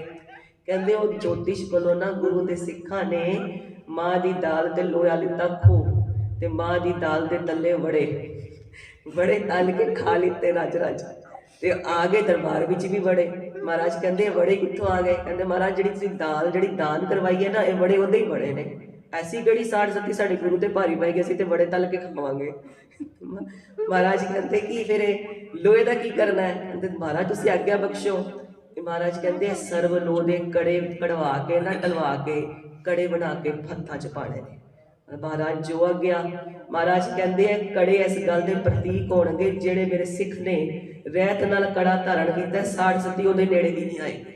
ਐਸੀ ਮਹਾਰਾਜ ਨੇ ਬਖਸ਼ਿਸ਼ ਰੱਖੀ। ਮਹਾਰਾਜ ਕਹਿੰਦੇ ਸਾੜ ਸਤੀ ਮੇਰੇ ਸਿੱਖ ਦੇ ਨੇੜੇ ਨਹੀਂ ਆਏਗੀ, ਜਿਹਨੇ ਅੰਮ੍ਰਿਤ ਦੀ ਦਾਤ ਲੈ ਕੇ ਸਰਬ ਲੋਹ ਦਾ ਕੜਾ ਧਾਰਨ ਕੀਤਾ ਹੈ। ਇਹ ਸਰਬ ਲੋਹ ਦਾ ਕੜਾ ਕਿਹੜਾ ਹੁੰਦਾ ਹੈ? ਸਟੀਲ ਦਾ ਕੜਾ ਨਹੀਂ ਧਾਰਨ ਕਰਨਾ ਵਾਹਿਗੁਰੂ, ਸਰਬ ਲੋਹ ਦਾ ਕੜਾ ਧਾਰਨ ਕਰਨਾ ਹੈ। ਸਰਬ ਲੋਹ ਦਾ ਮਤਲਬ ਹੈ ਕਿ 95% ਤੋਂ ਜ਼ਿਆਦਾ ਉਹਦੇ ਵਿੱਚ ਲੋਹਾ ਹੁੰਦਾ, ਉਹ ਹੁੰਦਾ ਸਰਬ ਲੋਹ ਦਾ ਕੜਾ। ਉਹਨੂੰ ਟਲਵਾ ਕੇ ਸਰਬ ਲੋਹ, ਪੁਰਾਣੇ ਜ਼ਮਾਨੇ 'ਚ ਬੜੇ ਸਾਰੇ ਪੁੱਲ ਵੀ ਸਰਬ ਲੋਹ ਦੇ ਹੀ ਬਣਦੇ ਸੀ। ਦੇਖੋ ਪੁੱਲ ਦਾ ਕੀ ਮਤਲਬ ਹੈ? ਕਿਸੇ ਰਾਹੀਗਿਰੀ ਨੂੰ ਪਾਰ ਕਰਵਾਉਣਾ। ਬਾੜਾ ਉਹ ਨਹਿਰਾਂ ਦੇ ਉੱਪਰ ਵੀ ਪੁੱਲ ਬਾਂਧ ਬਣਾ ਦਿੰਦੇ ਆ, ਪੁੱਲ ਸਰਬ ਲੋਹ ਦੇ ਬਣਦੇ ਸੀ। ਉਹ ਸਰਬ ਲੋਹ ਮਹਾਰਾਜ ਨੇ ਕੜੇ ਪਵਾਏ ਕਿ ਤੁਹਾਡੇ ਸਾਡੇ ਸਿੱਖਾਂ ਵਿੱਚ ਜਿੰਨੀ ਸਰਬ ਲੋਹ ਵਿੱਚ ਦ੍ਰਿੜਤਾ ਤੇ ਸਾਹਸ ਹੈ ਨਾ, ਉਨੀ ਦ੍ਰਿੜਤਾ ਉਨੀ ਸ਼ਕਤੀ ਸਾਡੇ ਅੰਦਰ ਭਰੀ ਹੋਣੀ ਚਾਹੀਦੀ ਹੈ ਸਿੱਖਾਂ ਵਿੱਚ। ਸਰਬ ਲੋਹ ਧਾਤੂ ਦਾ ਪਨ। ਫਿਰ ਮਹਾਰਾਜ ਨੇ ਇਹ ਸਰਬ ਲੋਹ ਦਾ ਜਿਹੜਾ ਕੜਾ ਹੈ ਇਹ ਗੋਲਾਕਾਰ ਹੈ। ਇਹ ਗੋਲਾਕਾਰ ਦੇਖੋ ਸਾਡੇ ਖੰਡੇ ਵਿੱਚ ਵੀ ਹੁੰਦਾ ਗੋਲਾਕਾਰ। ਇਹ ਕੜਾ ਜਿਹੜਾ ਗੋਲਾਕਾਰ ਹੈ, ਇਹਦਾ ਕੋਈ ਆਦ ਤੇ ਅੰਤ ਨਹੀਂ, ਵੀ ਇਹ ਕਿੱਥੋਂ ਸ਼ੁਰੂ ਹੋਇਆ ਬਣਨਾ ਤੇ ਕਿੱਥੇ ਮੁੱਕਦਾ ਪਿਆ ਇਹ ਨਹੀਂ ਅਸੀਂ ਦੱਸ ਸਕਦੇ ਨਾ ਕੜੇ ਨੂੰ। ਇਹਦੇ ਤੋਂ ਭਾਵ ਮਹਾਰਾਜ ਨੇ ਕਿਹਾ ਰੱਖੋ ਕਿ ਪਰਮਾਤਮਾ ਦਾ ਕੋਈ ਆਦ ਤੇ ਅੰਤ ਨਹੀਂ, ਕਿ ਪਰਮਾਤਮਾ ਕਦੋਂ ਤੋਂ ਹੈ ਤੇ ਕਦੋਂ ਤੱਕ ਹੈ, ਸਦੀਵੀ ਹੈ। ਤੇ ਪਰਮਾਤਮਾ ਦੀ ਸਾਜੀ ਹੈ ਜਿਹੜੀ ਕੁਦਰਤ ਤੇ ਪ੍ਰਕਿਰਤੀ ਵੀ ਕਦੋਂ ਮਹਾਰਾਜ ਨੇ ਸਾਜ ਲਿੱਤੀ, ਕਦੋਂ ਸਾਨੂੰ ਸਾਜਤਾ ਤੇ ਕਦੋਂ ਸਮੇਟਣਾ ਹੈ, ਇਹ ਵੀ ਪਰਮਾਤਮਾ ਦੀ ਖੇਡ ਪਰਮਾਤਮਾ ਹੀ ਜਾਣਦੇ ਨੇ। ਤਾਂ ਹੀ ਅਸੀਂ ਕਹਿੰਦੇ ਆ ਨਾ, ਜਪਜੀ ਸਾਹਿਬ ਵਿੱਚ ਰੋਜ਼ ਪੜ੍ਹਦੇ ਆ, ਥਿਤ ਵਾਰ ਨਾ ਜੋਗੀ ਜਾਣੈ, ਰੁੱਤ ਮਹਾ ਨਾ ਕੋਈ, ਜਾ ਕਰਤਾ ਸ੍ਰਿਸ਼ਟੀ ਕੋ ਸਾਜੇ, ਆਪੇ ਜਾਣੈ ਸੋਈ। ਮਹਾਰਾਜ ਕਹਿੰਦੇ ਜਿਵੇਂ ਇਹਦਾ ਕੋਈ ਆਦ ਤੇ ਅੰਤ ਨਹੀਂ, ਐਵੇਂ ਨਹੀਂ ਕੋਈ ਦੱਸ ਸਕਦਾ ਕਿ ਪ੍ਰਕਿਰਤੀ ਕਦੋਂ ਹੋਈ ਸੀ, ਕਿਹੜੇ ਸਨ ਵਿੱਚ ਹੋਈ ਸੀ ਤੇ ਕਿਹੜੇ ਸਨ ਵਿੱਚ ਇਹਨੇ ਮੁੱਕ ਜਾਣਾ। ਅਫਵਾਹਾਂ ਆਉਂਦੀਆਂ ਨੇ, ਬੜੀਆਂ ਆਉਂਦੀਆਂ ਨੇ ਨਾ ਕਿ ਇਸ ਸਨ ਵਿੱਚ ਦੁਨੀਆ ਖਤਮ ਹੋ ਜਾਏਗੀ ਜੀ, ਕਿ ਤੁਸੀਂ ਵੀ ਆਪਣੇ ਜੀਵਨ ਕਾਲ ਸੁਣ ਬੈਠੇ ਹੋਵੋਗੇ ਐਵੇਂ ਦੀਆਂ। ਇਹ ਕੋਈ ਜਾਣਦਾ ਹੀ ਨਹੀਂ ਪਰਮਾਤਮਾ ਨੇ। ਮਹਾਰਾਜ ਕਹਿੰਦੇ ਕਿ ਕਦੋਂ ਅਕਾਲ ਪੁਰਖ ਵਾਹਿਗੁਰੂ ਨੇ ਇਹ ਸ੍ਰਿਸ਼ਟੀ ਸਾਜੀ ਸੀ ਤੇ ਕਦੋਂ ਉਹਨੂੰ ਸਮੇਟਣਾ ਆਪਣੀ ਖੇਡ ਨੂੰ। ਇਹ ਗੁਪਤ ਗੱਲ ਮਹਾਰਾਜ ਕਹਿੰਦੇ ਅਕਾਲ ਪੁਰਖ ਨੇ ਆਪਣੇ ਪਾਸ ਹੀ ਰੱਖੀ। ਫਿਰ ਇਹ ਗੋਲਾਕਾਰ ਇਸ ਗੱਲ ਦਾ ਪ੍ਰਤੀਕ ਹੈ, ਸਗਲ ਸਮਗਰੀ ਤੁਮਰੈ ਸੂਤਰ ਧਾਰੀ, ਤੁਮ ਤੇ ਹੋਏ ਸੋ ਆਗਿਆਕਾਰੀ, ਕਿ ਸਾਰੀ ਸ੍ਰਿਸ਼ਟੀ ਪਰਮਾਤਮਾ ਨੇ ਵਾਹਿਗੁਰੂ ਨੇ ਗੁਰੂ ਨਾਨਕ ਦੇਵ ਮਹਾਰਾਜ ਨੇ ਆਪਣੇ ਸੂਤਰ ਵਿੱਚ ਪਰੋਈ ਹੋਈ ਹੈ। ਅਸੀਂ ਜਿਹੜੇ ਗੁਰੂ ਪੰਥ ਵਿੱਚ ਇਸੇ ਤਰ੍ਹਾਂ ਹਮੇਸ਼ਾ ਪਰੋਈ ਰਹੀਏ ਕਿ ਇਹ ਕੜੇ ਆਕਣ, ਜਿਵੇਂ ਕੜੇ ਵਿੱਚ ਸਭ ਅਸੀਂ ਕਹੀਏ ਕਿ ਸਭ ਕੁਝ ਪਰੋਇਆ ਹੋਇਆ, ਸਾਰੀ ਸ੍ਰਿਸ਼ਟੀ ਇੱਕ ਸੂਤਰ ਵਿੱਚ ਪਰੋਈ ਹੋਈ ਹੈ। ਅਸੀਂ ਵੀ ਮਹਾਰਾਜ ਦੀ ਕਿਰਪਾ ਨਾਲ ਆਪਣੇ ਗੁਰੂ ਪੰਥ ਵਿੱਚ ਪਰੋਏ ਰਹੀਏ, ਗੁਰੂ ਪੰਥ ਤੋਂ ਅਲੱਗ ਨਾ ਹੋਈਏ। ਗੁਰੂ ਪੰਥ ਵਿੱਚ ਪਰੋਏ ਜਾਣ ਦਾ ਕੀ ਮਤਲਬ ਹੈ? ਗੁਰੂ ਪੰਥ ਦੇ ਸਨਮੁਖ ਹੋ ਕੇ ਪੰਜ ਪਿਆਰਿਆਂ ਵੱਲੋਂ ਦਾਤ ਲੈ ਕੇ ਹਮੇਸ਼ਾ ਸਨਮੁਖ ਰਹੀਏ। ਅਸੀਂ ਉਸ ਸੂਤਰਧਾਰੀ ਸੂਤਰ ਵਿੱਚੋਂ ਆਪਣੇ ਆਪ ਨੂੰ ਵਖਰੇਵਾ ਨਾ ਕਰ ਲਈਏ। ਇਹ ਕੜਾ ਸਾਨੂੰ ਯਾਦ ਕਰਾਉਂਦਾ ਰਹੇ ਕਿ ਸਾਡੀ ਜਿਹੜੀ ਹੈ ਇੱਕ ਕਮਿਟਮੈਂਟ ਹੈ ਪਰਮਾਤਮਾ ਨਾਲ, ਗੁਰੂ ਨਾਲ। ਅਸੀਂ ਵਿਮੁਖ ਨਹੀਂ ਹੋਣਾ ਕਦੀ ਵੀ। ਮਹਾਰਾਜ ਕਦੀ ਵਿਮੁਖ ਕਰਨ ਨਾ, ਐਸੀਆਂ ਬੇਨਤੀਆਂ ਚਲਦੀਆਂ ਰਹਿਣ, ਸਦਾ ਚੱਲਣ। ਚਾਹੇ ਸਾਨੂੰ ਆਪਣੇ ਉੱਪਰ ਕੋ ਨਾ ਕਿ ਕਈ ਵਾਰੀ ਕੌਨਫੀਡੈਂਸ ਵੀ ਹੋ ਜਾਏ, ਨਹੀਂ ਅਸੀਂ ਤਾਂ ਹਮੇਸ਼ਾ ਸਨਮੁਖ ਰਹਾਂਗੇ, ਨਹੀਂ, ਬੇਨਤੀਆਂ ਕਰਨੀਆਂ ਨੇ। ਮਹਾਰਾਜ ਕਦੀ ਵਿਮੁਖ ਨਾ ਕਰਦੇ, ਹਮੇਸ਼ਾ ਸਨਮੁਖ ਰੱਖੋ। ਕਦੀ ਵੀ ਕੁਝ ਵੀ ਹੋ ਜਾਏ ਮਹਾਰਾਜ ਆਪਣੇ ਚਰਨਾਂ ਤੋਂ ਦੂਰ ਨਾ ਕਰਨਾ, ਚਰਨਾਂ ਵਿੱਚ ਹੀ ਰੱਖਣਾ ਮਹਾਰਾਜ। ਇਹ ਕੜਾ ਯਾਦ ਦਿਵਾਉਂਦਾ। ਫਿਰ ਮਹਾਰਾਜ ਨੇ ਕੜਾ ਸੱਜੇ ਹੱਥ ਵਿੱਚ ਪਵਾਇਆ ਕਿ ਜੋ ਵੀ ਕਰਮ ਕਰਨੇ ਨੇ ਉਹ ਮਹਾਰਾਜ ਦੀ ਹਜ਼ੂਰੀ ਵਿੱਚ ਅਕਾਲ ਪੁਰਖ ਨੂੰ ਹਾਜ਼ਰ ਨਾਜ਼ਰ ਜਾਣ ਕੇ ਕਰਨੇ ਨੇ। ਵੀ ਮਹਾਰਾਜ ਦੀ ਦਿੱਤੀ ਦਾਤ ਹੱਥ ਵਿੱਚ, ਇਹਦਾ ਮਾਨ ਸਨਮਾਨ ਰੱਖਣਾ ਹੈ ਕਿ ਕੋਈ ਐਸਾ ਕਰਮ ਇਹਨਾਂ ਹੱਥਾਂ ਨਾਲ ਨਹੀਂ ਕਰਨਾ ਜੋ ਸਾਡੇ ਗੁਰੂ ਨੂੰ ਭਾਉਂਦਾ ਨਹੀਂ, ਜੋ ਸਾਡੇ ਗੁਰੂ ਨੂੰ ਗੱਲ ਚੰਗੀ ਨਹੀਂ ਲੱਗਦੀ, ਐਸਾ ਕਰਮ ਅਸੀਂ ਨਹੀਂ ਕਰਨਾ। ਮੰਨ ਲਓ ਇਹ ਸਾਡਾ ਹੱਥ किसी पराए हक ते, पराई इज्जत ते, पराए मान सम्मान ते, पराई धन दौलत ते उठण लगे एक कड़ा सानू याद दिला दे कि महाराज दा कड़ा पाया बई इहदा अपमान हो जाना है। एवें दी हरकत सानू शोभदी नहीं है। ताई ते उच्चे जीवन वाले बनांगे ना, ताई ते सानू वेख के कहणगे भी ते इज्जतां ते रख ही ने। ਜਦੋਂ ਪੁਰਾਣੇ ਜ਼ਮਾਨੇ 'ਚ ਨੇ ਜਿਹੜੇ ਕੋਰਟ ਕਚਹਿਰੀਆਂ ਵਿੱਚ ਨਾ ਅੰਗਰੇਜ਼ਾਂ ਦੇ ਸਮੇਂ ਤੱਕ ਵੀ ਇਹ ਹੁੰਦਾ ਸੀ, ਜੇ ਸਿੱਖ ਕੋਈ ਗਵਾਹੀ ਦੇ ਦੇ ਨਾ ਆ ਕੇ ਤੇ ਉਹਦੀ ਗਵਾਹੀ ਤੇ ਜੱਜ ਫੈਸਲੇ ਸੁਣਾ ਦਿੰਦਾ ਸੀ ਵੀ ਸਿੱਖ ਝੂਠ ਨਹੀਂ ਬੋਲ ਸਕਦਾ। ਸਾਡਾ ਕਿਰਦਾਰ ਇੰਨਾ ਐਵੇਂ ਦਾ ਸੀ, ਪਰ ਅਸੀਂ ਕਿਵੇਂ ਢਹਿੰਦੀ ਗੱਲਾਂ 'ਚ ਜਾ ਰਹੇ। ਤੇ ਇਹ ਆਪਣਾ ਕਿਰਦਾਰ ਨੂੰ ਕਾਇਮ ਰੱਖਣਾ ਇਹ ਕੜਾ ਇਸ ਗੱਲ ਦਾ ਪ੍ਰਤੀਕ ਹੈ ਕਿ ਅਸੀਂ ਆਪਣੇ ਕਿਰਦਾਰ ਵਿੱਚ ਜੋ ਸਾਨੂੰ ਗੁਰੂ ਸਾਹਿਬ ਨੇ ਬਖਸ਼ਿਆ ਹੈ ਉਹਦੇ ਵਿੱਚ ਹਮੇਸ਼ਾ ਕਾਇਮ ਰਹਿਣਾ ਹੈ। ਜਿਵੇਂ ਕੜਾ ਹਮੇਸ਼ਾ ਆਪਣੇ ਵਿੱਚ ਕਾਇਮ ਹੈ, ਕਿੰਨਾ ਮਜ਼ਬੂਤ ਹੈ। ਫਿਰ ਉਸ ਤੋਂ ਬਾਅਦ ਇਹ ਕੜਾ ਜੰਗ ਦੇ ਮੈਦਾਨ ਵਿੱਚ ਵੀ ਆਖਰੀ ਹਥਿਆਰ ਆਕੜ ਵਰਤਿਆ ਜਾਂਦਾ। ਜਦੋਂ ਸਾਡੇ ਕੋਲ ਕੋਈ ਕਿਰਪਾਨ ਨਹੀਂ ਰਹਿ ਗਈ, ਕੋਈ ਪਰਚਾ ਨਹੀਂ ਰਹਿ ਗਿਆ, ਤੇ ਕੜੇ ਨਾਲ ਵੀ ਸਿੱਖ ਜਿਹੜਾ ਯੁੱਧ ਕਰਦੇ ਸੀ। ਕੜੇ ਦਾ ਜਿਹੜਾ ਗੋਲ ਚੱਕਰਾ ਵੱਡਾ ਕੜਾ ਆਪਣੇ ਦੁਮਾਲਿਆਂ ਤੋਂ ਪਾਉਂਦੇ, ਜਿਹਨੂੰ ਐਵੇਂ ਦੂਰ ਜਿਵੇਂ ਉਹ ਸੱਟੀ ਦੀ ਦੂਰ ਕੀ ਕਹਿੰਦੇ ਨੇ ਉਹਨੂੰ ਫ੍ਰਿਸਬੀ, ਉਹਨੂੰ ਜਿਵੇਂ ਦੂਰ ਸੱਟ ਕੇ ਵਾਰ ਕਰੀਦਾ ਉਵੇਂ ਉਸ ਕੜੇ ਨਾਲ ਵਾਰ ਦੂਰੋਂ ਕਰਦੇ ਸੀ ਤੇ ਹੱਥ ਵਾਲੇ ਕੜੇ ਨਾਲ ਰੋਕਣ ਦਾ ਕੰਮ ਕਰਦੇ ਸੀ, ਇਸ ਨਾਲ ਵੀ ਵਾਰ ਕਰਦੇ ਸੀ। ਤੇ ਇਹਦੇ ਵਿੱਚ ਇੱਕ ਪੰਕਤੀ ਆਉਂਦੀ ਹੈ, ਸਿਰ ਪਰ ਮੁਕਟ ਮੁਕਟ ਪਰ ਚੱਕਰ ਆਇਆ ਅਜਬ ਹੁਲਾਰਾ ਹੈ, ਹਮ ਅਕਾਲੀ ਸਬਕੇ ਵਾਲੀ ਹਮਾਰਾ ਪੰਥ ਨਿਆਰਾ ਹੈ। ਤੇ ਇਹ ਸਾਡਾ ਪੰਥ ਤੇ ਨਿਆਰਾਪਨ ਨੇ, ਜਿਹੜਾ ਨਿਆਰਾਪਨ ਅਸੀਂ ਕਾਇਮ ਰੱਖਣਾ। ਪਿੱਛੇ ਜੇ ਉਹ ਗੱਲਾਂ ਫੈਲ ਗਈਆਂ ਨਾ ਹਮ ਹਿੰਦੂ ਨਾ ਮੁਸਲਮਾਨ, ਕੋਈ ਕਹਿੰਦੇ ਸੀ ਅਸੀਂ ਹਿੰਦੂ ਹਾਂ ਵੀ ਸਾਡੇ ਉਹ ਹਿੰਦੂ ਐਕਟ ਦੇ ਥਰੂ ਅਸੀਂ ਆਉਂਦੇ ਹਾਂ ਜਿਹੜੇ ਕੋਰਟ ਕਚਹਿਰੀਆਂ 'ਚ ਹੁੰਦੇ ਨੇ, ਕੋਈ ਕਹਿੰਦੇ ਅਸੀਂ ਹਿੰਦੂ ਨਹੀਂ ਹਾਂ। ਐਵੇਂ ਦੀ ਬਹਿਸ ਵਿੱਚ ਪੈਣ ਦਾ ਕੋਈ ਫਾਇਦਾ ਨਹੀਂ। ਅਸੀਂ ਮਹਾਰਾਜ ਜਦੋਂ ਸਾਜੇ ਹੁਣ ਸਾਜ ਦਿੱਤਾ ਮਹਾਰਾਜ ਨੇ ਨਿਆਰਾ ਪੰਥ, ਅਸੀਂ ਨਿਆਰੇ ਹਾਂ ਹਰ ਜਗ੍ਹਾ ਤੇ। ਇਹ ਨਾ ਜਾਣੋ ਕਿ ਅਸੀਂ ਕਿੱਥੋਂ ਮਹਾਰਾਜ ਨੇ ਕਿਵੇਂ ਸਾਜਿਆ, ਮਹਾਰਾਜ ਨੇ ਜਾਣਦੇ ਨੇ। ਜੋ ਮਹਾਰਾਜ ਨੇ ਸਾਜ ਦਿੱਤਾ ਸੀ ਹੁਣ ਉਹ ਨਿਆਰੇ ਖਾਲਸੇ ਹਾਂ ਤੇ ਨਿਆਰੇ ਖਾਲਸੇ ਬਣ ਕੇ ਅਸੀਂ ਰਹਿਣਾ। ਫਾਲਤੂ ਦੀ ਬਹਿਸ ਵਿੱਚ ਕਿਸੇ ਨੂੰ ਪੈਣਾ ਨਹੀਂ। ਮਹਾਰਾਜ ਕਿਰਪਾ ਕਰਨ। ਉਸ ਤੋਂ ਉਪਰੰਤ ਅਸੀਂ ਆਉਂਦੇ ਹਾਂ ਫਿਰ ਸਰਬਲੋਹ ਦਾ ਜਿਹੜਾ ਅਸੀਂ ਧਾਰਨ ਕਰਨੀ ਹੈ ਕਿਰਪਾਨ। ਇੱਕ ਸਰਬਲੋਹ ਦੇ ਕੜੇ ਦਾ ਹੋਰ ਗੁਣ ਵੀ ਹੈ, ਗੁਣ ਇੱਕ ਹੋਰ ਨਹੀਂ, ਮਾਫੀ ਸੰਗਤ ਜੀ, ਗੁਣ ਤੇ ਬੇਅੰਤ ਨੇ, ਮੈਨੂੰ ਕਥਨ ਨਹੀਂ ਕਰਨੇ ਆਉਂਦੇ। ਸਰਬਲੋਹ ਦਾ ਜਦੋਂ ਅਸੀਂ ਕੜਾ ਧਾਰਨ ਕਰਦੇ ਹਾਂ ਅਸੀਂ ਐਨੀਮਿਕ ਨਹੀਂ ਹੁੰਦੇ, ਸਾਨੂੰ ਜਿਹੜੀ ਆਇਰਨ ਦੀ ਕਮੀ ਨਹੀਂ ਹੁੰਦੀ। ਅੱਜ ਕੱਲ੍ਹ ਸਰਬਲੋਹ ਦੇ ਭਾਂਡੇ ਮਿਲਦੇ ਨੇ ਨਾ ਬਾਜ਼ਾਰ, ਬ੍ਰਾਂਡਡ ਭਾਂਡੇ ਮਿਲਦੇ ਨੇ ਕਿ ਇਹਦੇ ਵਿੱਚ ਖਾਣਾ ਬਣਾ ਕੇ ਖਾਓ ਤੇ ਜਿਹੜਾ ਖੂਨ ਦੀ ਕਮੀ ਨਹੀਂ ਹੁੰਦੀ ਅੰਦਰ 'ਚ, ਵੀ ਸਰੀਰ ਜਿਹੜਾ ਤੰਦਰੁਸਤ ਰਹਿੰਦਾ ਹੈ। ਇਹ ਜਿਹੜਾ ਕੜਾ ਅਸੀਂ ਧਾਰਨ ਜਦੋਂ ਕੀਤਾ ਹੁੰਦਾ ਹੈ ਤੇ ਇੱਥੇ ਜਿਹੜੀ ਸਾਡੀ ਮੇਨ ਨਰਵਸ ਹੈਗੀਆਂ ਨੇ ਇਹਨਾਂ ਨਾਲ ਰਗੜ ਖਾਂਦਾ ਰਹਿੰਦਾ ਹੈ ਕੜਾ, ਇਹ ਸਾਨੂੰ ਐਨੀਮਿਕ ਨਹੀਂ ਹੋਣ ਦਿੰਦਾ, ਸਾਡੇ ਅੰਦਰ ਆਇਰਨ ਦੀ ਜਿਹੜੀ ਹੈ ਉਹ ਕਮੀ ਨਹੀਂ ਹੁੰਦੀ। ਫਿਰ ਕਿੱਥੇ ਜਦੋਂ ਅਚਨਚੇਤ ਫਸ ਜਾਈਏ, ਜਿਨ੍ਹਾਂ ਨੇ ਕਿਰਪਾਨ ਵੀ ਧਾਰਨ ਨਹੀਂ ਕੀਤੀ ਹੁੰਦੀ, ਕੋਈ ਐਵੇਂ ਦਾ ਖਾੜਾ ਹੁੰਦਾ ਹੈ ਜਿਹੜੇ ਖਾੜੇ ਸਾਨੂੰ ਦੁਵਿਧਾ ਹੁੰਦੀ ਕਿ ਅਸੀਂ ਛਕ ਸਕਦੇ ਹਾਂ ਕਿ ਨਹੀਂ ਛਕ ਸਕਦੇ, ਅਸੀਂ ਅਰਦਾਸ ਕਰਕੇ ਮਹਾਰਾਜ ਦਾ ਨਾਮ ਲੈ ਕੇ ਸਰਬਲੋਹ ਦੇ ਕੜੇ ਨਾਲ ਵੀ ਭੋਗ ਲਗਵਾ ਕੇ ਛਕ ਸਕਦੇ ਹਾਂ ਕਿ ਮਹਾਰਾਜ ਦੀ ਬਰਕਤ ਪੈ ਜਾਏ, ਵੀ ਖਾਣਾ ਖਾਣ ਲਾਇਕ ਬਣ ਜਾਏ। ਜੇ ਸਾਨੂੰ ਵਹਿਮ ਹੋਏ ਕਿ ਖਾਣਾ ਅਸੀਂ ਖਾ ਸਕਦੇ ਹਾਂ ਕਿ ਨਹੀਂ ਖਾ ਸਕਦੇ, ਲੰਗਰ ਪ੍ਰਸ਼ਾਦ ਜਿਹੜਾ ਸਾਨੂੰ ਕਿਤੇ ਵੀ ਕੋਈ ਐਸਾ ਸਥਾਨ ਹੁੰਦਾ ਹੈ ਜਿੱਥੇ ਅਸੀਂ ਚਲੇ ਜਾਈਏ। ਮਹਾਰਾਜ ਕਿਰਪਾ ਕਰਨ। ਅਗਲਾ ਕਕਾਰ ਸਰਬਲੋਹ ਦੀ ਕਿਰਪਾਨ ਧਾਰਨ ਕਰਨਾ। ਮਹਾਰਾਜ ਨੇ ਕਿਰਪਾਨ ਵਿੱਚ ਬੇਅੰਤ ਬਖਸ਼ਿਸ਼ਾਂ ਰੱਖੀਆਂ। ਮਹਾਰਾਜ ਨੂੰ ਜਿਹੜੇ ਸ਼ਸਤਰ ਨੇ ਬਹੁਤ ਪ੍ਰਿਯ ਨੇ। ਮਹਾਰਾਜ ਨੇ ਸ਼ਸਤਰਾਂ ਨੂੰ ਕਿਹਾ ਵੀ ਇਹ ਤੇ ਮੇਰੇ ਪੀਰ ਨੇ, ਇਹ ਮੇਰੇ ਸ਼ਸਤਰ ਮੇਰੇ ਗੁਰੂ ਵਕਣ ਨੇ। ਮਹਾਰਾਜ 6ਵੇਂ ਪਾਤਸ਼ਾਹ ਵੀ ਧੰਨ ਗੁਰੂ ਹਰਗੋਬਿੰਦ ਸਾਹਿਬ ਮਹਾਰਾਜ ਦੇ ਇਤਿਹਾਸ ਦੇ ਦਰਸ਼ਨ ਕਰੀਏ ਤਾਂ ਵੀ ਦਰਸ਼ਨ ਕਰਦੇ ਹਾਂ ਕਿ ਸ਼ਸਤਰਾਂ ਦੇ ਉੱਪਰ ਚੋਰ ਸਾਹਿਬ 6ਵੇਂ ਪਾਤਸ਼ਾਹ ਆਪ ਕਰਦੇ ਸੀ। ਸ਼ਸਤਰਾਂ ਉੱਪਰ ਚੋਰ ਸਾਹਿਬ, ਇਹ ਚੋਰ ਸਾਹਿਬ ਅਸੀਂ ਗੁਰੂ ਗ੍ਰੰਥ ਸਾਹਿਬ ਮਹਾਰਾਜ ਉੱਪਰ ਹੁੰਦੇ ਵੇਖ ਰਹੇ ਹਾਂ, ਸ਼ਸਤਰਾਂ ਉੱਪਰ ਕਰਦੇ 6ਵੇਂ ਪਾਤਸ਼ਾਹ। 10ਵੇਂ ਪਾਤਸ਼ਾਹ ਵੀ ਸ਼ਸਤਰਾਂ ਉੱਪਰ ਚੋਰ ਸਾਹਿਬ ਕਰਦੇ। ਇੱਕ ਕਈ ਵਾਰੀ ਅਸੀਂ ਦੇਖਦੇ ਹਾਂ ਕਿ ਨਿਹੰਗ ਸਿੰਘ ਹੁੰਦੇ ਨੇ ਨਾ, ਅਸੀਂ ਜਦੋਂ ਮਹਾਰਾਜ ਦੇ ਸਨਮੁਖ ਮੱਥਾ ਟੇਕਦੇ ਹਾਂ, ਨਤਮਸਤਕ ਹੁੰਦੇ ਹਾਂ ਤੇ ਅਸੀਂ ਫਿਰ ਖੱਬੇ ਪਾਸੇ ਨੂੰ ਟੁਰ ਕੇ ਮਹਾਰਾਜ ਦੀ ਪਰਿਕਰਮਾ ਕਰਦੇ। ਨਿਹੰਗ ਸਿੰਘ ਕਈ ਵਾਰੀ ਸੱਜੇ ਪਾਸੇ ਨੂੰ ਪਰਿਕਰਮਾ ਕਰਨੀ ਸ਼ੁਰੂ ਕਰ ਦਿੰਦੇ ਨੇ। ਕਈ ਵਾਰੀ ਭੋਲੇ ਭਾਂਚ ਨਾ ਸੰਗਤ ਸੋਚਦੀ ਹੈ ਕਿ ਨਿਹੰਗ ਸਿੰਘਾਂ ਨੂੰ ਪਤਾ ਨਹੀਂ ਕਿ ਉੱਥੋਂ ਦੀ ਪਰਿਕਰਮਾ ਕਰਨੀ ਸੀ। ਨਹੀਂ, ਮਹਾਰਾਜ ਉਹ ਤੇ ਕਿਸੇ ਹੋਰ ਰਮਜ਼ ਨਾਲ ਕਰ ਰਹੇ ਨੇ, ਕਿਉਂਕਿ ਗਾਤਰੇ 'ਚ ਉਹਨਾਂ ਨੇ ਸ਼੍ਰੀ ਸਾਹਿਬ ਸਜਾਈ ਹੈ ਤੇ ਉਹ ਸੋਚ ਰਹੇ ਨੇ ਕਿ ਜਿਹੜੀ ਸ਼੍ਰੀ ਸਾਹਿਬ ਹੈ ਉਹਦਾ ਮੁੱਖ ਪਰਲੀ ਤਰਫ ਨਾ ਹੋ ਜਾਏ ਤੇ ਮਹਾਰਾਜ ਦੇ ਇਸ ਤਰਫ ਤੋਂ ਪਰਿਕਰਮਾ ਕਰੀਏ ਕਿ ਮਹਾਰਾਜ ਦੇ ਸਨਮੁਖ ਸਾਡਾ ਸ਼ਸਤਰ ਹੋਏ, ਮਹਾਰਾਜ ਦੀ ਕਿਰਪਾ ਸਾਨੂੰ ਵਧੇਰੀ ਮਿਲੇ। ਉਹਨਾਂ ਦੀ ਆਪਣੀ ਰਮਜ਼, ਉਹ ਸੱਜੇ ਪਾਸੇ ਨੂੰ ਪਰਿਕਰਮਾ ਕਰਦੇ ਨੇ। ਤੇ ਇਸ ਤਰ੍ਹਾਂ ਜਿਹੜਾ ਸਰਬਲੋਹ ਦੇ ਸ਼ਸਤਰ ਵਿੱਚ ਮਹਾਰਾਜ ਨੇ ਬੇਅੰਤ ਬਰਕਤਾਂ ਰੱਖੀਆਂ। ਚੜ੍ਹਦੀ ਕਲਾ ਦਾ ਪ੍ਰਤੀਕ ਹੈ, ਢਹਿੰਦੀ ਕਲਾ ਨੂੰ ਦੂਰ ਰੱਖਦਾ ਸਾਡੇ ਤੋਂ।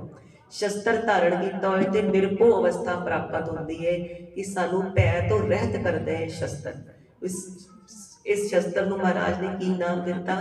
ਕਿਰਪਾਨ। ਕਿਰਪਾ ਪਲਸ ਆਨ। ਇੱਕ ਤੇ ਇਹਦੇ ਅੱਖਰੀ ਅਰਥ ਹੁੰਦੇ ਨੇ ਕਿਰਪਾ ਦਇਆ, ਤੇ ਇੱਕ ਆਨ ਹੁੰਦਾ ਹੈ ਮਾਨ ਸਨਮਾਨ, ਸਾਡੀ ਸ਼ਾਨ ਹੈ। ਇਹਨੂੰ ਸ਼ਾਨ ਆਕਣੀ ਧਾਰਨ ਕਰੋ। ਬਹੁਤ ਮੁਬਾਰਕ ਹੈ ਜੇ ਤੁਸੀਂ ਗਾਤਰੇ ਵਿੱਚ ਕਿਰਪਾਨ ਸਜਾ ਕੇ ਆਪਣੇ ਉੱਪਰੋਂ ਵਸਤਰਾਂ ਦੇ ਉੱਪਰ ਧਾਰਨ ਕਰਦੇ ਹੋ, ਕਿਉਂਕਿ ਕਿਰਪਾ ਪਲਸ ਆਨ ਸਾਡੀ ਆਨ ਹੈ, ਤੇ ਆਨ ਨੂੰ ਛੁਪਾ ਕੇ ਅੰਦਰੋਂ ਕੋ ਧਾਰਨ ਕਰਨਾ, ਇਹਨੂੰ ਉੱਪਰੋਂ ਦੀ ਧਾਰਨ ਕਰੀਏ। ਤੇ ਇੱਕ ਹੁੰਦਾ ਹੈ ਕਿਰਪਾ ਆਨ, ਕਿਰਪਾ ਲਈ ਆਈ ਹੈ, ਕਿਰਪਾ ਕਰਨ ਲਈ, ਜ਼ੁਲਮ ਦੇ ਨਾਸ਼ ਲਈ, ਜਬਰ ਦੇ ਨਾਸ਼ ਲਈ। ਸਿੱਖ ਨੂੰ ਕਿਰਪਾਨ ਤਾਂ ਹੀ ਵਰਤਣੀ ਹੈ ਜਦੋਂ ਉਹਨੇ ਜਾਂ ਤੇ ਇੱਥੇ ਦੀਵਾਨ ਵਿੱਚ ਜਾਂ ਘਰ ਭੋਗ ਲਗਵਾਉਣਾ ਹੋਏ, ਭੇਟ ਕਰਨਾ ਹੋਏ ਮਹਾਰਾਜ ਨੂੰ ਪ੍ਰਸਾਦ, ਤੇ ਜਾਂ ਫਿਰ ਜ਼ੁਲਮ ਦਾ ਨਾਸ਼ ਕਰਨਾ ਹੋਏ, ਜਾਂ ਫਿਰ ਕਿਰਪਾਨ ਦੀ ਸੇਵਾ, ਆਪਣੇ ਸ਼ਸਤਰਾਂ ਦੀ ਸੇਵਾ ਕਰਨੀ ਹੋਏ, ਉਹਨਾਂ ਨੂੰ ਚਮਕਾਉਣਾ ਹੋਏ, ਉਹਨਾਂ ਦੀ ਸੇਵਾ ਸੰਭਾਲ ਕਰਨੀ ਹੋਏ। ਉਹਨਾਂ ਸੂਰਤਾਂ ਵਿੱਚ ਹੀ ਗਾਤਰੇ ਚੋਂ ਸਾਡੇ ਜਿਹੜੇ ਮਿਆਨ ਚੋਂ ਕਿਰਪਾਨ ਸਿਰਫ ਬਾਹਰ ਆ ਸਕਦੀ ਹੈ।